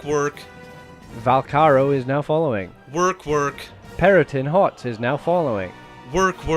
Leham93 is now following. Thank you very much. That's that is Liam from the That's George's yeah. Cream's Dream because Teams. because they've obviously got a wee bit of a wait there whilst A we lull, wait for if the you will. Missy X to join. We are just filling in some time there. Oh, and there we go. Work. Thank you. No, Pudsey is now following. Thank you, Pudsey, of course. Now, Pudsey is from Team Epiphany there, and he's playing the Stukov. At Prima Boy, there is no contest currently running. You must have just missed the cut-off there, because, of course, we finished the draft. In fact, there would have been a message there. There should have been a message in chat when the contest finished. Mac the Kid said, "Screw you, Windows 10," and then immediately after it, it said, "We are no longer accepting bets for whom will win thy next game," and then Jabroni deliberately, to tilt me, put the comment "copy," which is terrible. But yeah, Frostmourne and Sylvanas was the name of these things there. So before the next game, I'll swap them out with other ones, and we'll get another person up. So. Alright, so we are just waiting for our teams to get themselves sorted, and then we'll be good. But yeah, so Gone in 60 Seconds was Nicolas Cage. Gone in 60 Seconds was Nicolas Cage. Con Air was Nicolas Cage. Mm-hmm. What was the Nicolas Cage movie where he could see 3 minutes into the future? Oh, I don't know that one. 3 minutes. I think that was his limit. He could see into the future, but like going 20 seconds, a minute was no problem. Was that the end of the world one? But like he could only go as far as 3 minutes. But then like I can't quite remember the plot, but like the government or somebody comes back and says to him, "Hey, that is like, you know, something massive's come in and you need to help us with it." But he was like, "I can't see that far into the future." Is that the one where it's like, you know, it came out like just before that film 2012, and it was about the world ended in 2012? Is that kind of where we're at? Because I'm struggling. Or is that the one where it was aliens? I don't know. There was no. I don't think it was aliens. I don't know. No, because I'm sure, like, not to give a spoiler or anything, because like the film's way old now, but like, yeah, he ended up on an oil rig or something, and he does this thing where like he sees in the future as if he went down this corridor, and then he comes back and then he imagines he went down this corridor, and he basically is able to go down every path all over the oil rig all in 1 second, because then he's able to predict the future, and then he figures out where the guy is, and then like goes to get him instantaneously. I have not. It's very clever. Next, there the film's we go. called Next. Ertues so and Preemie Boy. let's give Preemie Boy a point It was for getting the name Ertues of the that got film. it. Ertues got it. Ertues got what? That was Next. Oh, did he get it first? That was Next. Okay, Oh, so Pudsy's left the game now. We're dropping like fliesy boys. okay, so I've got to give Ertues 10 points. It's only 11 years old, he says. All right, now I need to give. What was the other guy called? Preemie Boy. Missy can't join. Oh no. 10 points as well. Okay, so Missy can't join back in. Wait, it's a recreation if it's below this length of time. I'm pretty sure. Yeah, we can. All right, so Everyone just has to leave right now before they get any deeper into this game. And we shall be the leavers as well, and we Yeah. will wait for this. We won't have to go through the entire draft. They may actually. yeah, we'll just already sort it. So That's what. Hopefully they'll do that where everyone's just picked their heroes and stuff, and we are Gucci gang. What other Nicolas Cage films have you got up your sleeve there? so next was there's Ghost Rider, obviously. Well, no, yeah. What about the one where he starred opposite the boy from Greece? The boy Who's from Greece, John Travolta. Yeah, he oh, starred Face Off. Face Off. Nick Cage with a face off. John Travolta when a takeoff. He has like a weird. He's got weird lines in that film. I can't quite remember what they are, but like I remember there's a lot of memes of Nicolas Cage off the back of that Face Off film. I still love it's the Like Con the Air. plot of it is insane as well. Somebody said, right, this guy is a brilliant detective. He is the best undercover guy we've got. And then they go, this guy is a mob boss that needs to change his identity to escape being hit by hitmen. And they go, right, we're gonna put the detective undercover as a criminal overlord. And they go, right, the criminal overlord, we're gonna give you like witness protection identity change, and they swap. Why would that ever be an option? They didn't swap. Did he not wake up and he got his face put on? Because they do a surgical procedure to put his face on that body, but like. But the bad guy wakes up and he's like, now give me this guy's face. That's what I thought. And then he goes home and pumps his wife. Pumps the other guy's wife. Oh my god! No way. So what? It was like at gunpoint with using his criminal connections. No, I know. As in, like, I'm pretty sure the doctor or somebody's still in the room. I still remember it. Like, he wakes up and he gets it done, and then he manages to tie 3 people up, and then he burns them alive. And it's like, at what point did you think letting him, like, get his face back was a good idea? Just don't. I don't know. It didn't make sense to me. But I mean, oh my gosh. And there's a bit when they have like moon boots in another oil rig prison, isn't it? Yeah, because they all Nicolas Cage films. Nearly every single one ends up on an oil rig. Well, it's oil related or something, isn't it? Yeah. Because Next definitely ends up in an oil rig. But do you know what? Do you want to know what? Like, it always comes on around Christmas time on terrestrial TV or whatever. Terrestrial. And we don't have a TV license, so I don't watch it. So it's when I'm away somewhere with the relaxation, letting the old muscles relax around Christmas time, and National Treasure comes on, and I will. Oh, National Treasure! That is a brilliant Nicolas Cage film. Did you say, what is this? Why are we watching this? That's a brilliant film. Like, he's stealing the Declaration of Independence. It's like so good. It is the equivalent. It is the American equivalent of stealing the crown jewels out of the Tower of London. Which happened in what spy film?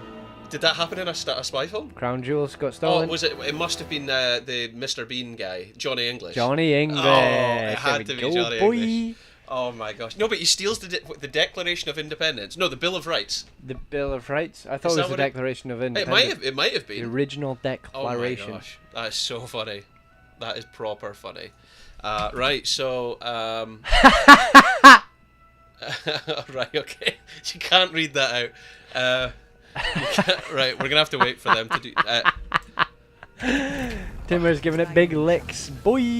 Okay, so people will just show you here. They are, in fact... Hang on, get that off screen quickly. They're just sorting that out there. We'll come back. So... They're going to fly through this really quickly, folks. This will just give us time to finish our Nicolas Cage chat. But they're picking the same characters as they had went through before, and we're going to reload the game. This is due to Windows 10 updates and technical issues causing multiple members of Team Epiphany to disconnect and have to restart their computers, which is, of course, very unfortunate for you viewers at home. Sorry about that, but here we are. We are where we are. And where we are is where we are. That is a project leader thing to say. We are where we are, so can you do the needful and we will get back into this game. We will touch base with Twitch chat whilst we are waiting. Oh, the other one that you get in business that's really good is I'll action that. I'll action that against your name. I'll action it. Rank, I'll action Rancid, and Ranker. Yeah, but you still... So, hang on. Oh, Prince Ruben 93, thank you. Thank you very much. We and Gabriel, Gabriel 323 is the team captain of ex Lord of the Pings and is now from Senior Citizens Club and has recently just become a new father. Great guy, and by the way, great tank.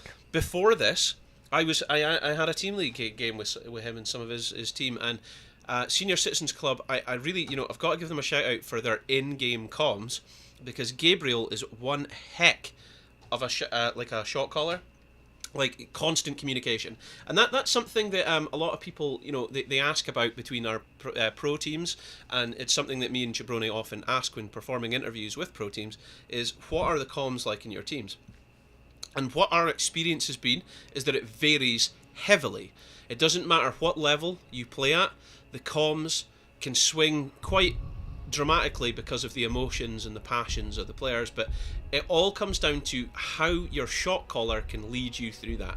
And Gabriel, certainly from my experience with one game of listening to him, he gives you a lot of information. Doesn't get emotional, keeps giving you the information. This guy's in that lane, go here, right, quick, and he chases you up, he's keeping an eye on you.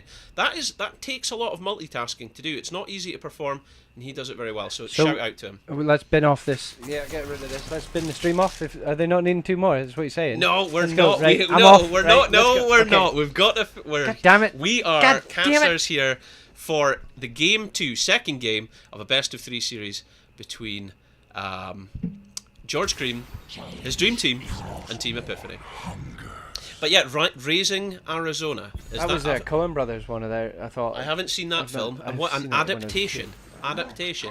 Not seen adaptation. 11 out of 10 underrated Nicolas Cage films. I don't think I've seen either of them. I've not seen Lord of War. There was one Nicolas Cage film where was he not an angel in City of Angels as well? And because he stands at the beach and he watches the sun come up. You see him watch the sun come up every day with all the angels. Because he's an angel that becomes mortal, he loses his wings or something. Oh, there's the one where it was based on a true story, remember? And he's in a diner, and it's a waitress, and he's like, I don't have money for a tip, but I'm gonna tell you, if I win money on the lottery tonight, I will split this with you. And guess what? He wins. And does he come back, or does he just completely forget about her and What does he do? What does he do?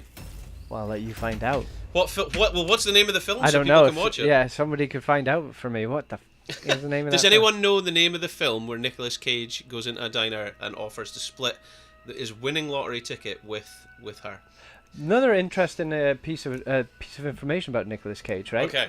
So they put on a show, a Nicolas Cage convention, I think, where they show one of his films. I don't know what it is, because it's probably one of the horrific ones. Remember he did a remake of that one set on an island. Was it called The Island? Not the bees. That one. Not the bees. Oh wait. 8mm, by the way, that was the name of the film according to Twitch chat. This is fantastic having what people the hell come was answer one? For. Not the bees. This is welcome to game 2 of a best of 3 series between George Cream's dream team, the glorious guys themselves, against Team Epiphany. We have Shia LaBeouf on Dahaka, we have Liam93 on Uther, Jory MVP playing Mage Assassin again, this time as Kilthazad, where the dark void consumes, Conan playing Arthas, and Mattaby proven the triple threat of Lunara. Jabroni, back to you in the studio. Back to me in the studio. Pudgy on the Stukov. Timmers on the Junkrat. Missy X on the Grosh. Rebellious on the Dark Nexus. Gul'dan and Gauntlet repping Sonya in the top lane. And that is both teams. Let's get a look at those level 1 talent choices. Looks like we're going for the quest with Garrosh. Not the bees, not the bees! I have no... is it the one where he's in Scotland and it's called Samhain? It's the Burning Man, the Wicker Man. The Wicker Man, that's it, yeah. The Wicker Man, there you go, I got it. So we can end our Nicolas Cage chat as we go into Heroes of the Storm. Missy farming them Q talent abilities. So, have you seen this, by the way? It looks like Rebellious has taken the Pursuit of Flame quest. But now, typically he's echoed Corruption, but he's taken the Fellwave build as well. I'm wondering if that is out of respect for how well Jorah MVP did in the last game. And did he do? Indeed he did, and that is what he did, and he managed to win the game with that. So it looks like a mid-bottom rotation strategy for kind of both teams at the moment, but they've cut Matabee off. Somebody needs to kill that Wisp. Do us a favour, there we go, the A comes out on it. The flip comes out on 2 Arthas, and he then gets booped by the Junkrat, and he is falling so low that he dies. First but blood. Lunara might want to go back in for Timmers, because Timmers' life is drained. Yeah, so First Blood goes in favour of Epiphany. That is a better start than they had last game, which is Gucci main, Gucci gang, Gucci gang, Gucci gang. Gucci good, Gucci good, Gucci The flip good. comes out on the minion. They all focus on the minion. The minion is dead. The chains come out from Kel'Thuzad, and he is just stacking, and more stacking. He wants to get to his 30 stacks before the late game, because as soon as he does, he gets a Gigantosaur leap of spell power. Okay, so Mistography in the chat there pointing out that yet again she misses. Oh, Timmer's in serious trouble here. Timmers is dead as a dodo, and dodos are dead in DDO. That was a... Dead as a dodo. Sorry. Well, my head is on my That's arse. a good throw on Conan. He's taken tower shots like nobody's business, and he pays for it with his life. So immediately they're getting more value out of the Garrosh, early game Garrosh, which is what you want to do with a Garrosh. Get value early game, because they don't have an Arthas. Shea LaBouffe is not proving effective against Gauntlet in top lane, so because of that, they have now got both shrines captured. Well, it's an issue for him because he can't regen he can't get his essence up because he's not in the minion wave. He is trying to get... Oh! They've got the throw on Liam 93. Rebellious instantaneously getting the damage in on Liam 93. Oh, is that another Q? And a Q comes out, and that is a Q. 2 QQs, and that is a dead Uther. Of course, QQ being a meme for disconnect and rage quit. It used to, because I think if you were to hammer QQ in StarCraft 1, it would effectively alt F4 the game. Oh, really? There we go, some knowledge bombs. Not only Nicolas Cage facts, folks. There is some StarCraft knowledge. And where is your clavicle? The clavicle. We learnt this earlier on in the stream. Where's your perineum? Shia LaBouffe is saying, just do it! And burrows in, but the flip comes out, throws him, he gets queued, and that is a red shrine again for them. So this is putting a lot of pressure on mid. I don't think Epiphany are wanting to go mid, they're wanting to have a scrap. Okay, Liam 93 in a dangerous position Liam again. gets thrown as a 2-man queue again. Shia LaBouffe pulls on the Garrosh, but he pops his unstoppable now, and they are going for the Retreaty Mondo. But has Timmers had enough time? Timmers has not had enough time, and they do not manage to cap it. Look at this. Wow. This is the Gauntlet's thing. dead. Wow, that is huge for their opponents at this stage. George Cream's dream team recognised that Dahaka wasn't able to beat Sonya, so they've put a ranged opponent against her. And that is exactly what to do. They've put a ranged opponent against Sonya so that they can just poke away, poke away, and with that poke, oh, here we go, we get the out throw. into the silence. You are not going to heal out until you are dead, apparently. So Uther will now try and heal up. Oh, they're going to get another opportunity We here. don't have another throw up yet, though. Jorah MVP is the MVP of juking the throws because of the cooldowns, and now you are Gucci main. I really have to give credit to Rebellious here. He's getting fantastic. More pew-pews, less QQ is Preemie Boy's comment to this. But yeah, Rebellious is getting excellent dermge, as you would say. So level 7's picked up by both teams. We're seeing those talent choices come in now. This will allow Sonya, I think, maybe to chunk down the Lenara if they're fighting over the shrine, because you have this poison damage. And if you work your AAs in, I don't know how, it all depends. But here comes the Glacial Spike, and it tries to get Missy, but Missy goes with the throw. and that's a huge silence against Kel'Thuzad. They just need to stay on this because look, Lunara is making her way for top. She's not even going for top. Timmers is going to go for this. Is he going to get it? No, very close, very close. And an interesting fact, we've pointed this out before on the stream, is that when you're going to capture the Dragon Knight, it takes 3 seconds to capture that knight. Whereas what to a get cue from Jorah MVP. Sorry. It's okay, it's okay. I was just going to say, to get you to halfway point on a shrine, it takes 4 seconds, so you always win that. I meant W by accident. That came out wrong. Shia LaBeouf gets flipped, but Shia LaBeouf has the burrow, and burrow he does, and Shia LaBeouf is Uta there. Has anyone seen the Shia LaBeouf like musical thing that I've showed you once before? I've not seen it, no. It wasn't me. That is a big W. That is a max range W from Jorah, and Dahaka has burrowed in, trying to get Pudsey. Oh, but Conan's now taking tower shots. He's in a bad position there. I think he might go down. Upon flip, and this Q build, Gul'dan is getting mad value, mad flavour, if you're into spices. What kind of spice would that be? Paprikash. Paprika? Paprikash. The flip comes out onto Shia LaBeouf, and he is getting booped again. He is getting drain life. He goes under, but he comes back up and takes a Q from Gul'dan. And that is him down. So Jorah MVP now has to try and push back this 4-man push. I don't think he can. I mean, look at the poke that we're getting from Timmers. Put some English on it. Yeah, yeah. Oh, but this is another stack. This could be a dead Timmers. This is a dead Timmers! If the greatest heal from Pudsey there. That was fantastic. So Timmers is still alive. I am lost for words for how much damage Jorah MVP just put out there. And that isn't even in fully stacked, I don't think, is he? How many stacks are we on with this boy?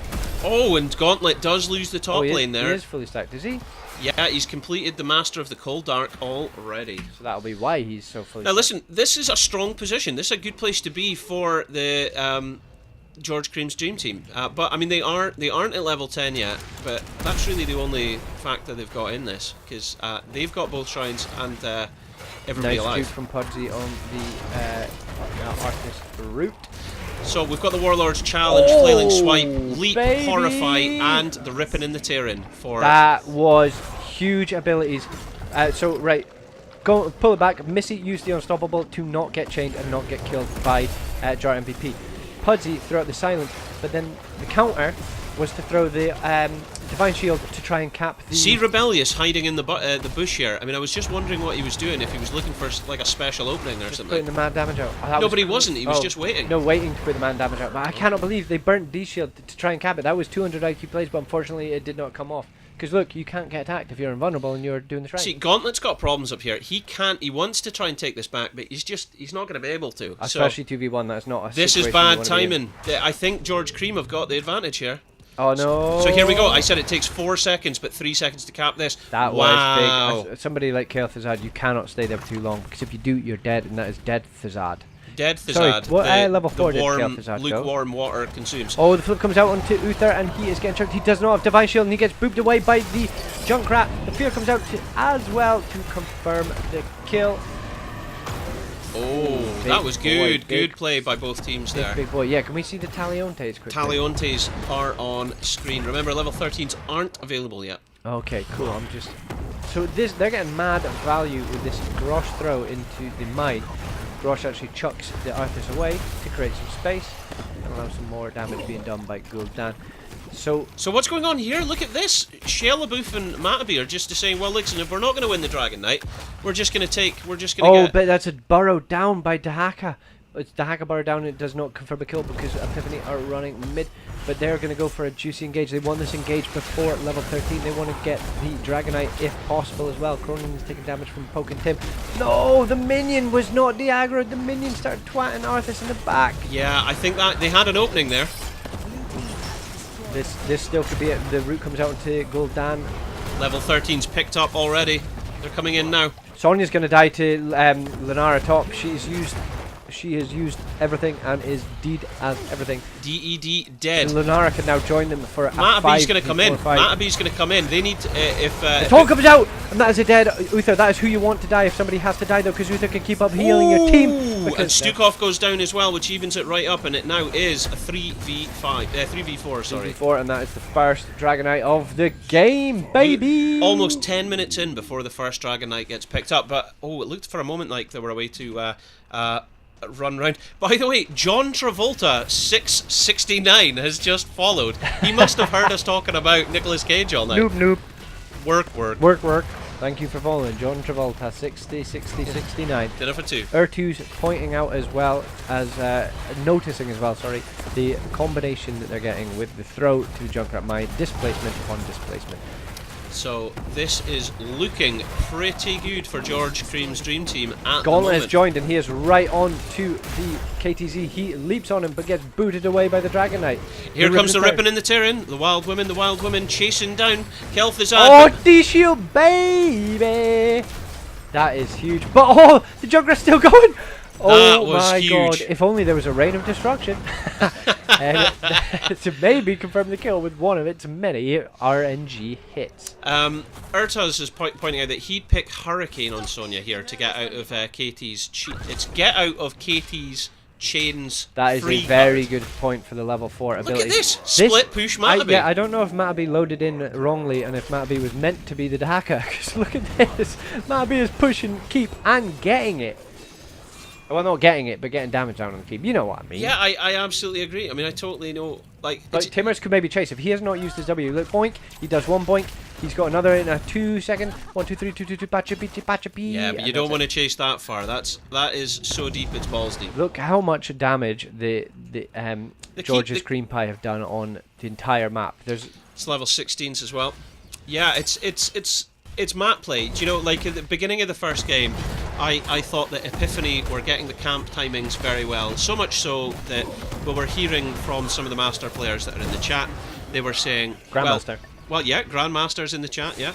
They were saying Epiphany shout out for their camp timings, you know, and it was showing. So well done.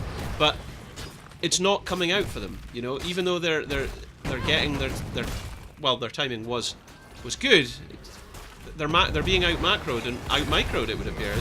That would have been sick, actually, getting the W, if you think about it. Because you even got Lunara. So, I mean, look at this Lunara again. Me and pushing. Ertu's might actually be me from it the future, typing into the chat, because I'm sitting here thinking these things, going, and I'm looking up, and look at this. Right. Look, Lunara's poison damage is. Gauntlet is dick done and dead as the dick did Dodo.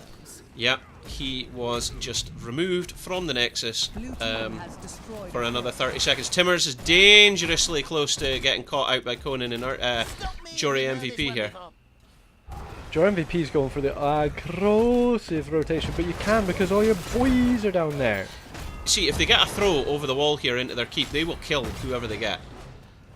Oh, most definitely. They're going for there they got Liam 93. He pops his invulnerable though, so he is not actually taking any Punchy's damage. gonna die! Oh my gosh, he is so lucky. He was under 50 health. That there. is a juicy into the fray from Jory MVP. Jory MVP. From Missy X. Well, Missy yeah, X it was a good throw. It was a good throw. But Jory MVP saw an opening and was like, do you know what? If you're going to take my boy, I'm just going to kill you. I'm going to kill you. That was huge, that self-cast of the D-Shield from Uther. That was immediate and no death. That's the sort of thing you used to be able to do with Rhaegar. And like when the game first came out, and you just can't do it anymore. Oh, this is going to be another dragon and keep probably falling because Lunara has eyed it up and Idy-ho, Yidy-ho, and Lunara's gone. They're going for Deathbridge. This is the big, if true statement. It's because we know we this can could beat be you, it so for we're Epiphany. Deathbridge. This could be it for Epiphany. And let's see tied what up the happens. top lane. That is keep falling immediately. The Rebellious gets booted back into the Nexus. And that is a full health dragon almost. Awaited to be Wailing Core, but they don't. They actually go for mid-fort. This is quite dangerous if you are George Cream, because they've done everything so good right now, but you don't have an escape right now. You can only go back over the Death Bridge because no one's taking on the wall. He is 25%, 24% and falling. But the gigantic root comes out. Oh my god. Kel'Thuzad, the value. KTZ, baby. That's what you need to do. For the first time in the series, I'm seeing Matabi fall to Look at Liam nearly died to the... Oh, he... Do you know what? He even looked at the Ribbon and the Tear and Tire and was like, try it, I'm going to kill you. The leap comes out from Sonya. She goes spin to win, but she gets immediately stunned. She is falling low and low. The stance is on the other side. You cannot pop anything. to stay alive, but he is gonna get out of there because Liam is playing out of his mind. This is their chance. If Epiphany are gonna get any kills, it is now. But now Timbers is so far up that well, Root comes out, it hits both of them, the KTZQ and the KTZR, and that is a dead Junkers. What a turnaround! Look at that, Jorah MVP. If he could B-step, now is the time to do it. Wow. Oh, this is big. Look at this guy. With the chains, because he Oh my completed gosh. the, what is it, the Cold Dark or something? Master of the Cold Dark. Master of the Cold Dark. sure. Baby. That is frightening how quick the damage comes out from him. Rebellious has been very good with his damage as well, but if they were having a mage Look at off, Jorah's positioning right now. None of his team are on the right hand side of the map, but he's like, that's how strong he feels. he's like, I am the MVP, baby. I'm gonna get another route, and I'm gonna delete. Well, he's getting ready. The whole team are gearing up. They're going to take this camp Because off their everybody hands. is completely grouped up. Missing needs to maybe pop the unstoppable, but the Level route comes 20 out. is just round the corner. They're going to get them any second now. Not the route comes out. The route as in the glacial spike. Yes. That's what I mean, people. Here we go. Level 20. Storm talents now out. That is a redemption on Uther, and you've got the continuous R for KTZ if he hits one here. The taunt comes out after the throw, but the D shield again to save Arthas. He has dropped his army of the dead, but it's actually Uther and what a leap that comes out and it kills the KTZ. Uther is falling low, but so is Sonya. The ribbon in the town, it hits and it confirms the kill, but that is Gauntlet way to die. Conan. No, he manages so to make it out. He low. makes it out. But this is a very aggressive push. We've got 4 Siege Giants knocking on that gate there.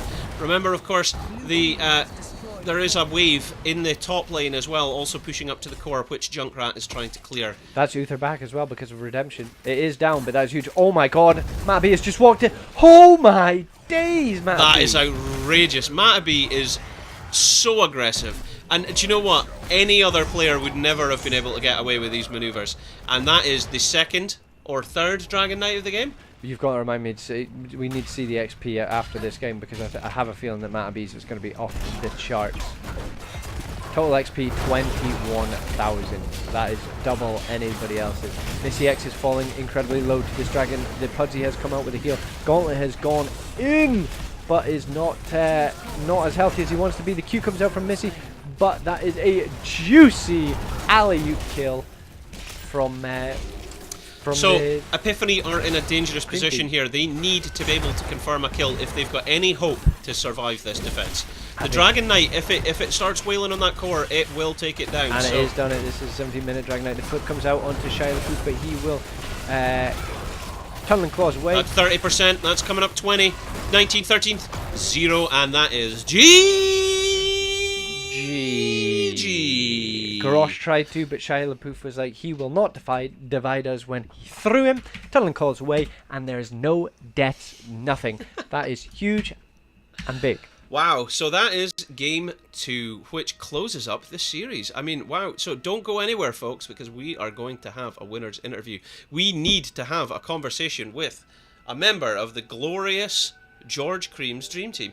I'd like to point out, though, in terms of takedown on this game, it actually was in favour of Epiphany. They had 11 takedowns against George Cream's number 9. But guess who didn't die? Lunara, 0 deaths with 4 takedowns. 200,000. Yeah. 200,000. I think I need to point that out, actually. Siege damage. Look at this, folks. And nearly double any XP put up from anybody else in the team. Look at that. That is 200,000. That is amazing. Absolutely. Do you know what happened to me amazing. the other day? What happened to you the other day? I was playing a game. Let's invite somebody. Well, in, yeah. While the downtime is happening. Okay. While you're speaking, somebody was playing a game. It was Deckard Kane, and he was raging at me because I was trying to soak a lane to try and get to level 10. And I said, XP matters. And Timbers even jumped to my aid, and he said, XP matters. And the guy said, this is not in LoL. Go back to LoL, you asshole, is what he said to me. But there you go. You can see what the XP does. Because as Halloween pointed out, the kills aren't in favor of George's Cream team. But the XP definitely is. And if you get the XP, you get the levels jumping up. And then you get your level 10s, you get your level 20s. You just kill, you murk, you do things that the enemy don't want done to them. So, very well played. And, I mean, Lunara, I've not seen anybody go that deep since my tongue was in a cream pie. back to you in the studio, and then right. Okay, so I've just invited a member of the George Cream Dream Team to come into a winner's interview for a quick discussion with us. At DNA Galaxy, stop following me is what Lunar Silver. Oh, that's DNA Galaxy of DNA fame. DNA.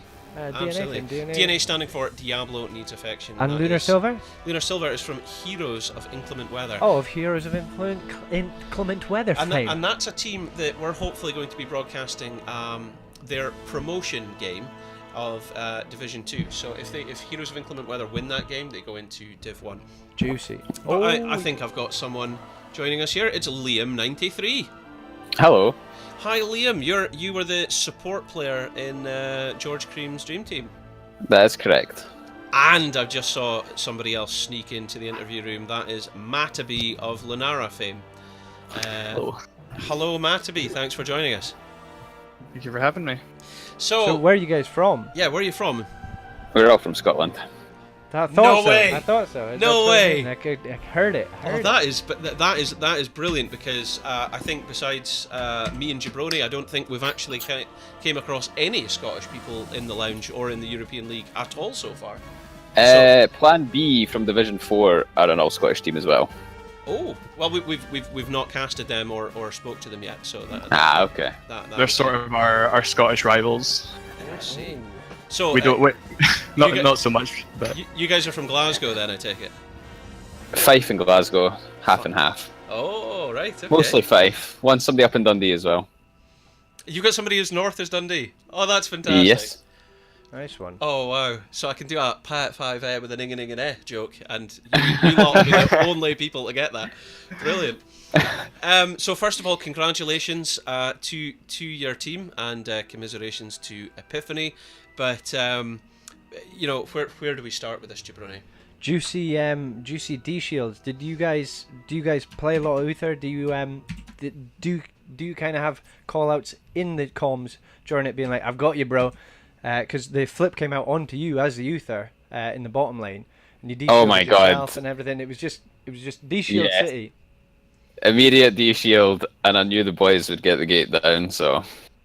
Huge. It was, we've got to give a shout out to Jory MVP, because his reaction time for some of these throws were just, it was on point. There was a moment in that second game there where it was you guys were pushing keep in bottom lane, and it was very evident that Missy X was going to come out and throw one of you. And we were discussing it in the comms here. We were saying, oh, this is going to be the throw. They're going to do the throw any second now.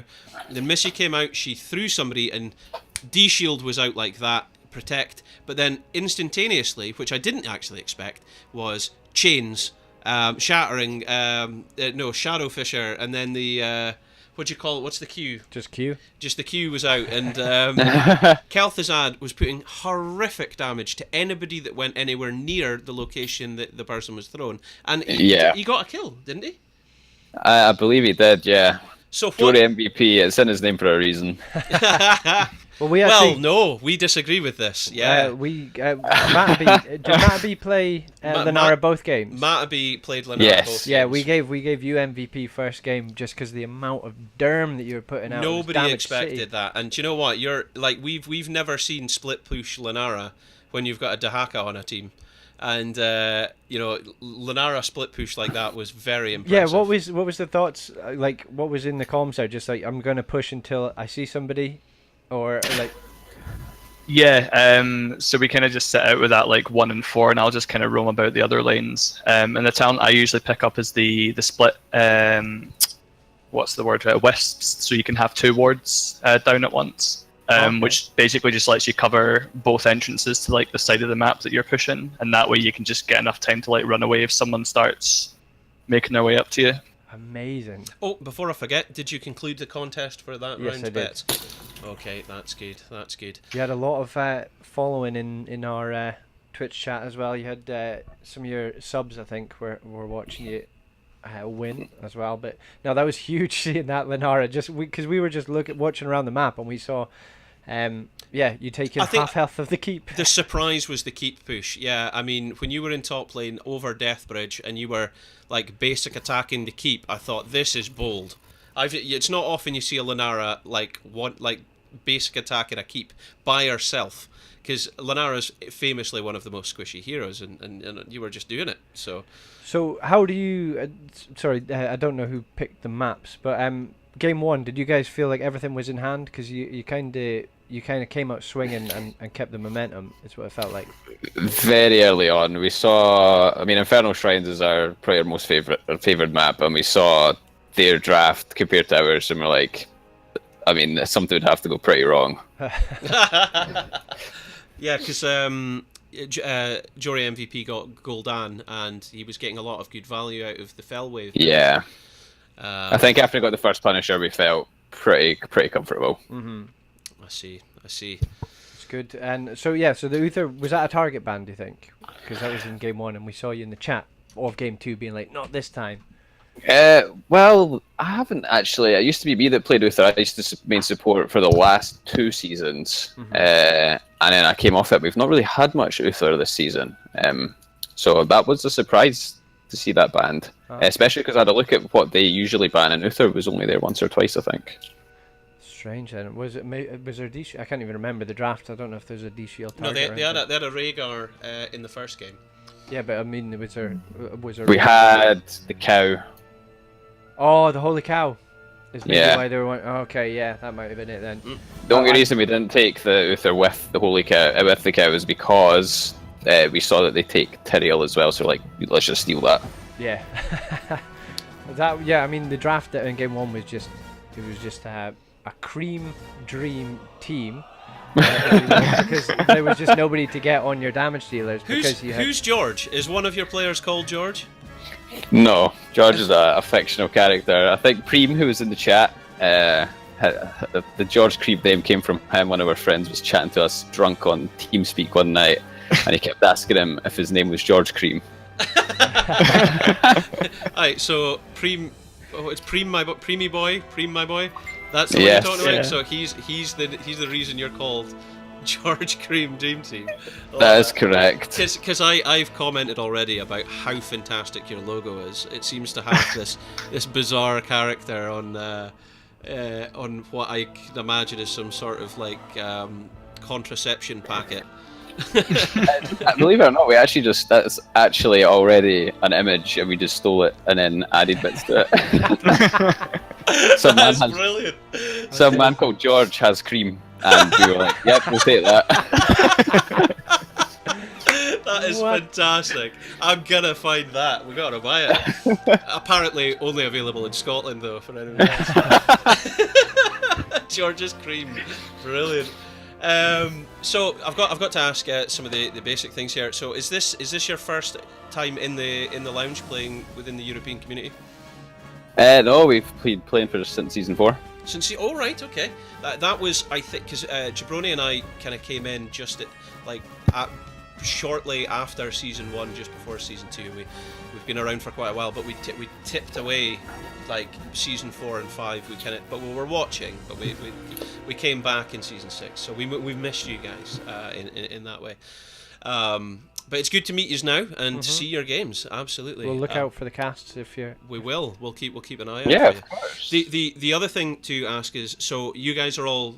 Well, you're all from Scotland, it would appear. So do you know each other? Did you come into the lounge as 5, or? Yeah, we all know each other in real life. We're all basically best pals. All right. Well, that's good. So no free agents then. No, we recruited Jory. He was just somebody that we got put in a couple of games with. We added him at the party one day. I think I got speaking to him when I was drunk on Boxer Day, and he's like, "Oh, I'm from Dundee," and I'm like, "You should join my team." Oh wow. Well, we're from up. Nobody else in the stream will be interested in this, but of course you guys will at least be aware. We're from up in the Aberdeenshire. That's the region that we. Okay. Exist, so, Excellent. Well, there's some Scottish viewers. We know a couple of our friends are watching. Oh well, that's brilliant. That is absolutely brilliant to hear. So, okay, once again, congratulations and commiserations to Team Epiphany. Have you got anything? Thank you very much. Just shout outs. Oh yeah, that's right. Have you got any shout outs? Sorry, yeah. Yeah, shout out to Preem, Tom, and Dylan, the rest of the folk from our team. Shout out to my girlfriend Megan, who's watching, and shout out to Matt B, who is officially out of retirement for season 7. Oh no. Oh, brilliant. Brilliant. Oh, Nice a shout out to Epiphany as well, of course. Nice one. That's good. Good. We like to see that. We like to see that. Okay. Well, I'll leave it with there. I'll leave it there with you guys. But we'll be in touch soon. And good luck with the continued Season. season. Because was this round 10 for you? No, this is round 9, so we've got one more. Who you up against next? Do you know? I suppose you won't. Yeah. On Ruby Wings, I believe. Ooh. Oh, now I wouldn't mind watching that actually. Right, I might put that down for cast. I think Cool. we'll be in touch. So, okay, well, No worries. talk to you soon. Awesome. Cheers. Bye. So that was Liam 93 of George Cream's Dream Team and Matt Abbey, the now infamous Scottish split pushing Lenara. So, Yes, very, very north with his Lunara. It was crazy. That was. it was proper ridiculous. It was was proper ridiculous. huge, big, and bold, and it worked. Definitely So, worked. just before we go, we should just Show have the a little have talents. a quick Oh, we look didn't- ourselves. yeah, there's well, no- we did. I put this up whilst you were discussing things. Yeah. There's no talents there that you wouldn't. Well, this not is necessarily- unusual. I wouldn't normally take this, but Matt Abbey definitely explained his reasons for it, and I don't think Lenara's playstyle lends itself to that, but they managed to get excellent results with I it think tonight. that's what I love about the Division? interview. No, Yeah, the, the no, interview, no, the yeah. interview is because that like everyone seems to say that there's one wisp, and Yeah. that's like, Mhm. oh, it's a wasted level 4 because there's only one wisp. Rework it, Blizzard, rework it. But you just heard there is a difference in picks. Yeah. Every now and again, you don't Mhm. have to go. Mhm. Oh, it's on hot logs. I have to go with this build. No, you heard the reason behind that. You can use that, even if it's even if it's 1 in 10 games. You now have that knowledge. Mhm. That's disgusting. Exactly that. Like, for example, we have seen a lot. Like the traditional Garrosh build is Warlord's Challenge as the heroic at level 10, but we've spoke with Division 1 teams who say no, they go for the cleave instead Decimate. to slow people down, so then you can do the throw, because you would take Warlord's Challenge to isolate somebody after you've done the throw. You do the throw, then you taunt them. But if you take the cleave, you can slow people down to then get the throw, so it's a difference of how you want to do it. So it's, 'Cause it's that's if they're the thing, running away, you as level 4, you pop your unstoppable, you swing your decimate, you are on whoever you want to be because you've slowed them and nothing can CC you. You throw the Lenara and then you've got a Sonya Q, a Gul'dan, and Junkrat to blow the hero up. So that's what he was saying. But yeah, you see the Warlord's Challenge. So I mean that's just a thing that we normally do this at the end of a series. We have a kind of slight discussion about the talent choices and things, and often when we're having our winners interviews, we can see the difference between what people are picking and why it was successful for them. And one of the famous ones again we've had with Johanna is everybody takes the spinning hammer, but everyone's saying no, you go for the condemn and combo into holy fire. And it gives you 40% additional damage with the Holy Fire and Condemn, and they go together, making her give out AoE damage, which is of greater effect in the Spinning Hammer. Because that's the thing. It's interesting to hear what people's thoughts are, because if you even watch HGC, the pros will pick a talent, and half Twitch chat will be like, "Why has he picked that?" and the other half are being like, because that's the only one you pick, and there is such a kind of discrepancy in what people think should be picked and what people do pick, but there isn't always a cookie cutter build for these heroes. Cookie cutter is what you said there. And you've heard Mattaby's Yeah. thoughts on that. So next time, maybe don't try this straight away. Don't jump into Hero League, put the Wisp down top lane and push top lane at level 20. Because your team will be like, well, "What's that going on?" was something I did. I really have to stress is the way Lenara was played tonight is non-traditional. That isn't what you normally see, and that's only been possible tonight because the George Cream Dream Team were behind that Lenara doing it. They gave her the opportunity to do that, and it they came had out a well. horrific damage team. was As very you've got impressive. Zanara and then a fully stacked Jorah MVP on the KTZ, throwing at spell after spell. I mean, it was huge. 200,000 siege damage for Lenara. I mean, that just goes to show how effective that was. That was fantastic, absolutely fantastic. One final thing before I go. Oh my gosh, I can't believe I forgot this. What was I about to say? One final thing. I was because you were away to say something and then it put me off. Oh, what was it? Follow, like, And you'll get a pizza stream. Yes. Well, obviously, yeah. Click follow in the corner. We need the support on this channel. Thanks very much for doing that. We had quite a lot of people do that tonight. It's been much appreciated. For sure. We're going to be back on air on Thursday for the Heroes of Inclement Weather game, and we're going to be back on for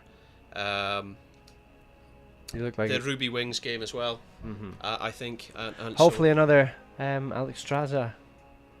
Oh, that was hilarious. Cleansing Flame that was hilarious. From I'm trying to remember what it was. It was something to do with hero choices that we've recently had with winner interviews. Spinning Hammer. No, it was. I'm trying to remember what it was. That's gonna annoy me. It's gonna gyrate in your head. It is, because you know what's gonna happen. We're gonna sign off. We're gonna say thank you very much for watching. Everyone's gonna go away happy, and then I'm gonna remember. Oh, Jory D, thanks for following. No, work. There we go. Thank you for following, Jory D, and work. Thank you for following, Matty B. Again, if you're just tuning in now, this overlay doesn't have the sounds that he has set up on his personal channel. Yeah. Because it's the HeroesLounge overlay, so he has been doing the work noise himself. Work. That's it. Yeah. So no. Very thanks. That's gonna annoy me because I know we're gonna finish, and then I'm gonna be like, that's what it was. Oh, that's gonna annoy me. I'll just move past it because it's holding up the stream. Basically. Lenar's rework. No, it wasn't that. It wasn't. KTZ that. being picked. No, I don't think it was that. Although that KT build was a lot of chains there, a lot of chains talents. Good. Oh my gosh, that's gonna annoy me. There you go. You got a compliment as well. Yeah, thank you, Liam. 93. Of course, you were playing the Uther, and your Divine Shields were very much on point tonight. So nice. It was a pleasure to cast you. It was a pleasure to see you there, and thanks for tuning in this evening. If you get a few seconds, have a look back at the VOD. Quite late game, because there's at one point when the ripping and the tearing from Junkrat comes out, and you turn to face it before popping your. Oh yeah, that was cool. You went, what? You're running away and you turn. How dare you? You're like, fucking step up then. Go, there you go. It was very cool to see. Juicy, right? Absolutely. I can't remember what this is, and it is very frustrating because it was a whole line of talk and reasoning that I needed to go through, and I can't remember. You've got an opening monologue / dialogue for Thursday then. How's that sound? Yeah, I guess I'll remember and I'll do it then. Okay, so what I'll do is I'll put on an interview. No, I won't. Should I put on an interview? Or just, no, I'll just finish the stream. Okay. Right, well, thanks very much for tuning in, people. Cheers once again, and we will see you on Thursday for some more Heroes Lounge. Thursday. It's going to be Thursday for some more Heroes Lounge. And John Travolta knowledge. I'm going to watch it in bed just now, he says. Okay, well, enjoy your bed. Yeah. Thanks for finishing so quickly in that game as well, because Tim might have managed to get his little treat off before. What's his little treat? What are you talking about? It was in the lobby draft chat. Oh yeah, he did. Yeah. I hopefully got rid of that off camera before they saw it. So yeah, get him off. Get him off. I'm gonna turn the music down as well. I just realised how loud that was going out. Is it quiet or is it really loud? No. No, it seems okay now. Right. Okay. The background music, it's all over the place. But, let's get a look. 12 folks still watching. Yeah, boy. Right, let's go.